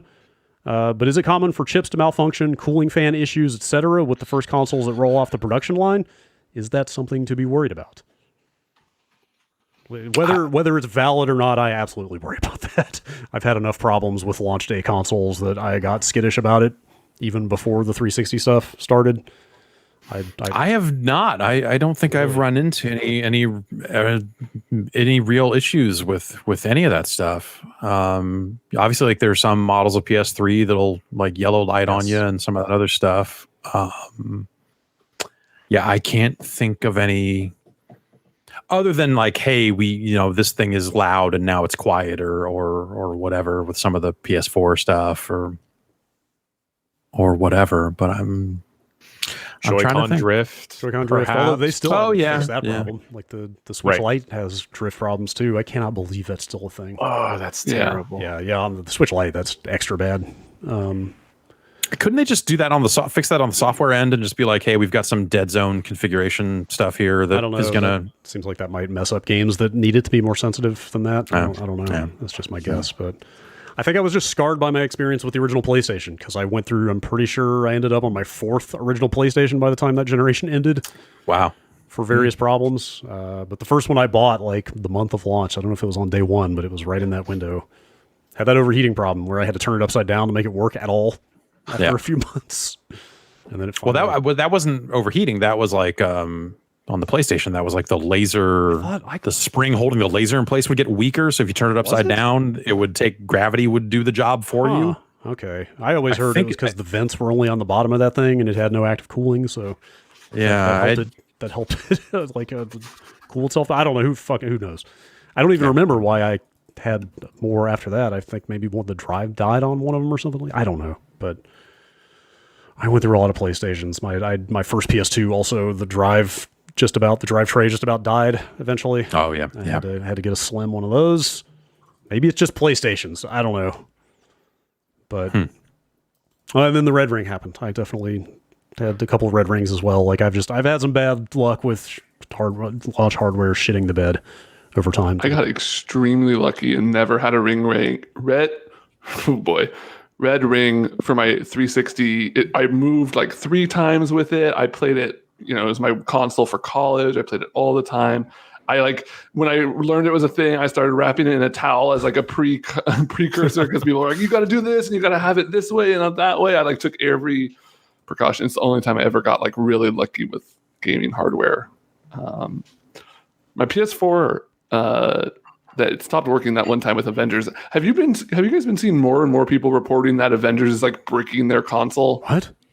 I've seen a little bit of that here and there where it's pushing it so hard that's finally just like, all right, with the heating situation here is their thermal paste is cracked off completely or whatever, and it's just like, you cooked it. Avengers. I'm going to be curious to see Avengers long term on account of because they let you play that game offline. They store a local save and it's a live game where they intend to sell you a bunch of stuff, but also you have a local save that you could, in theory, manipulate to hell. And Interesting. I wonder how that's going to go for them. I thought you were going to say what I was thinking, which was when I just brought it up, I was like, did Avengers come out yet? Which is not a great sign for that game. I mean, some people. Word on the street, especially like the PS5, they paid more attention to cooling and design. Yeah, like that this time around. So maybe these are going to be hardier than they have been in the past. It seems like. I mean, they're certainly bigger. Yes, for sure. See the actual specs, the full-on dimensions of the PS5 finally came out this week, so people are able to do real good proper mock-ups of what that thing is going to look like. And holy shit, I saw an illustration somebody did going around where the vertical PS5 is as tall as the television if you're on a smaller TV. It's hell yeah. It's a gigantic thing. Holy shit. I want a big beefy PlayStation doing big beef PlayStation beef things. A chonker. Yeah. I bet those things will be fine day one. How heavy do you think it's going to be? Isn't it just about 10 pounds? Whoa. Man. I'm not sure, but I thought I saw that somewhere. Wow. All right. And I thought it said that I thought Amazon was saying the Xbox, because they list some of that stuff, that the Xbox Series X was 12 or something. I don't know. A lot of vapor in that chamber. Yeah, we'll see. Let's see. Neil in sometimes Denmark, sometimes Ireland. It's nice to have options. Yeah. Mr. Worldwide. Yes. On last week's show, Matt Rory was talking about getting cheap carbonated drinks from the office. He said they were 50 cents a pop, quote unquote. It made me wonder. Yes, that's not right. That's not true. Unless he was talking about those flavored. No, those are $1. Yeah. No, those are a quarter. Yeah, those Yeah. yeah. Because the real waters are $1 and the fake waters are a quarter. He was in the chat correcting this emailer. Yeah. He says that he said 25, which is accurate. Sham water for my real friend. What? Yes. Anyway, that's not the part this person is emailing about. That made me wonder, was he using the phrase X amount a pop? Or was he saying it was 50 cents for a pop? I know you wacky Americans sometimes refer to those drinks as pop. Is that where this expression comes from? I don't know anyone. Matt Rory was not calling soda pop. Do you know anyone that calls soda pop? I mean, like that's No. technically Friends from the Midwest. Who moved here. I want to say Oregon. Parts of Oregon use pop as well. That is like weird. maybe, in my experience, like the most regional term I have ever encountered. Like where I'm from, they're called soft drinks. Like that's the common term is soft drink, unless you are extremely country, in which case they're all just Coke, regardless. Coke. I was going to say, regardless of what they Texas is actually like are. Yeah. I definitely grew up saying Cokes, but then For everything? at some point, here saying that. But I imagine the closer you get to Atlanta, the more everything just becomes a Coke, right? Sure. Mm-hmm. What's the is soda the generic term? Like, you know how the California accent is supposed to be like the default accent or like the TV accent. Yeah. Is soda the default term? I feel like soda is soda is what I have gone to. Yeah. Sodas. Yes. I'd say soft drink is like right after that. Really? Even out here? Yeah. Huh. Yeah. Okay. I don't know if that's like an immigrant thing, because my parents would say soft drink sometime. I feel like that's a restaurant thing. I feel like I see that a lot on a menu, soft drinks. Right. There you go. Davis from Syracuse, New York. Apropos of nothing, please rank these breakfast cereals from best to worst. Okay. All right, here we go. Apple Jacks, Cinnamon Toast Bottom. Crunch. Top. Wow. All right, hear me out here. Frosted In Flakes. agreement so far. Sorry. Frosted Flakes, Cocoa Puffs, Fruity Pebbles, Lucky Charms. Cinnamon Toast Crunch is good. Frosted Flakes are good. Mm-hmm. Fuck the rest. Cocoa Puffs and Fruity Pebbles suck ass. To be clear, Cocoa Puffs and Fruity Pebbles are the same formation, right? It's just the flavor. Like they're You're thinking of Cocoa Pebbles versus Fruity Pebbles. Cocoa What are Puffs Cocoa are Puffs. puffs. They're actual. Okay. It's the one with the bird on it. The bird, yeah. Right. Okay, yes, I was getting those mixed up. I don't like Cuckoo for chocolate Cocoa cereal. Puffs. Were you guys saying Apple Jacks? Lucky Charms is the worst. Lucky Charms is actually, I would probably put Lucky Charms on the bottom. Any kind of marshmallowy cereal where like this, they squeak when you bite them, and it's just this gross. I do really like the Gross. cereal part of Lucky Charms, but the marshmallows are awful. Yeah, this stuff's nasty. I don't mind Lucky Charms. They're not my favorite. For me, it's a 3. Lucky Charms is at 3. But you know what goes to number 1 is they come out with new Lucky Charms where the cereal's honey toast crunch. I don't know if I've ever Honey Nut Cheerios. Oh, Honey- okay. I mean, All right. Okay, sure. that same flavor, not the Dude, same. if Honey Nut Cheerios was on this list, we'd be having a different conversation. Yeah. I got 2 boxes of Honey Nut Cheerios in this fucking house right fucking now. Cheerios were my all-time favorite cereal, but they do things to me now that I can't enjoy them. Whoa. I'm not going to explore that topic anymore at all. That sounds forbidden. Let's see. So what? You Apple Jacks on the bottom? That seemed pretty unanimous. I love Apple I'd Jacks. say they're better I don't know than if Fruity I Pebbles. don't know if I've had Apple Jacks before. The Applejack Milk is the best post cereal. Oh no, Cinnamon Life is the best post milk cereal. But I like Fruity Pebbles for about the first like 90 seconds, 2 minutes or so. But that mush that it turns into, if you don't eat it fast enough, you got I just can't. Ugh. It just disintegrates. It's so gross. Ugh. I like mushy cereal. Yeah, I'm gonna say Cinnamon Toast Crunch number 1 on this list. Yep. Frosted Flakes probably number 2. Yep. Yeah. But some conspicuous absences here. I'm going to say no Honey Nut Cheerios is bad. I'm going to say no Kix is bad. Yeah. I've been a getting Special K man recently. There's a lot of varieties of it. I like the base Special K. I like the dried strawberries. I feel like child cereals and adult cereals are two separate categories, though. They are. I'm not going full on fiber O's. Right. I'm totally with you. Special K is good. I like it. I like grape nuts in my adulthood. Put me in a K-hole right now. No Captain Crunch or Peanut Butter Crunch on this list is a crime, though. Captain Crunch is the Mario 64 of cereals. You do not want to revisit it. You do not want to go back to Captain Crunch. I mean, I know. I get it. Whoa. I know the whole lacerated mouth thing. It's not fun. And also it sticks to your teeth when you chew them really, really bad. What was the cereal with the frog as a mascot? Smacks. Honey Smacks. Honey Smacks. Something like that. It used to be Sugar Smacks. Right. I like but then every cereal that had the word sugar in it, they eventually said let's just change that to honey and put it back out there. Yeah. Golden Grams. I like Golden Grams. Honeycomb. Yeah, Honeycomb's pretty good. Honeycombs are good. They made this Olympic Cheerios in the 90s. That was pretty nice. Huh. I like those a lot. Oh yeah, it had different 3 different flavors of the Cheerios. Yeah, it's a fun little treat, fun little surprise. Man, kind of want some cereal now. I know. I got a bunch in the. I don't have any milk. I got 6 boxes of cereal here, but all the milk went bad. So. Oh man, nothing sadder than dry cereal. Yeah. All right, a couple more emails. Cody from Davenport, Iowa. The resurgence of Tony Hawk leads me to ask, who's the best Birdman? Tony Hawk? Cash Money Records? Michael Keaton? Harvey? Tony Hawk. Still Tony. Yeah? Yeah. Okay. Harvey's a close second. Yeah. Sure.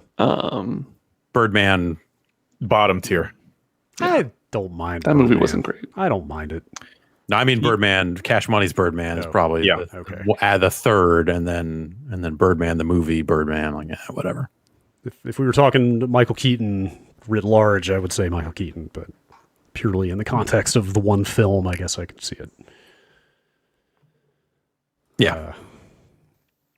All right. Last email. His name is Tony Hawk, and he flies. Come on. Yeah. He does get some air. Yes. All right. Last email, Alex from Sweden. I stepped into the shower today and quickly realized I hadn't yet opened my new bottle of shampoo that I bought 7 days ago. What's the longest you've gone without showering during quarantine? Oh, that's what this person meant. If he is really implying that he went 7 days without showering, that is I don't know that since I began bathing myself, I have ever gone 7 days. Yeah, it doesn't. All of us live with another person, so I feel like that's going to throw things off. We don't have any bachelors right now. Yeah. Mm-hmm. But 2 days. I can't. Even if I was by myself all the time, I can't go more than by the third day. I feel despicable. Yeah, I'm a sopping mess after I ride the bike. Yeah. And I don't think I could just do that for 3 days. Yeah. 2 is pushing it. Yeah. Yeah, it's some days some days the baby will wake up at 4 a.m. and it's just all right, this day has begun and it is not going to stop. And it's quiet time once she goes to sleep, and that's not a good time to shower either because it's quiet time. And so I've definitely gone a couple of days, but then I'm just all right, I have to fit a shower in somewhere today or I'm going to die. Yeah. Snuffy McGee in the chat says, I went over a month without a shower in the military and it was a stench enough to drive me out of my own sleeping bag. Oh boy. I bet. Yeah. That's something. Those are probably not light days also. No, probably not. Probably some extreme climate in there as well. Bathing is nice. I'm just going to say it. I like being clean. Yeah. Yeah. There you have it. All right. Calling it on emails. Weird episode this week. A lot going on. Lots happening. Yeah. Yeah. For sure. Speaking of lots happening, we will have some more stuff going on throughout the week. We got quick looks to record for some stuff like Hades and that Mario thing, and we're going to stream some stuff. And An anime-ish game that I'm still not 100% sure what the real title is. Is it Anime Party? 13 Sentinels of... I need to look this up again. Scooby-Doo. Of Scooby-Doo. Yeah. what would Anime Party be about? Oh, you don't You want guys remember when I played House Party? It's like that, but anime. It's all VTubers. Oh boy. Oh no. Okay. We gotta get out of here. Oh, All your favorite VTubers in one house. Oh, the That was like VTuber my house. second. VTuber house. That was like my second UPF. I think I had no idea what I was coming in store for. Somebody needs somebody needs to make the VTuber house happen. Is it a real house? I don't know. I don't know. Somebody in chat says there is one. We should look into this on our own time. Nope. Yeah. I refuse. Should people stay tuned for some more after this? No. I am going to get back to baby duties today. Can't do the after show today. Okay. Maybe we'll find a different day for that or something that's going to work a little better. Schedule's all over these days. Cool. But yeah. All right. Cool. The baby's training must continue. She's only a yellow belt at this stage. You really want her to be like at least a red belt. Yes. Yeah, definitely. We're a little bit behind on that. It's we have to get her breaking some cinder blocks and stuff like that, and making it happen. So Yeah, the roundhouse is not round enough yet. yeah. Cool. All right. Well, thanks everybody for listening. Then we'll be back with more stuff soon, including another episode of the Giant Bombcast. Same time next week. See you then.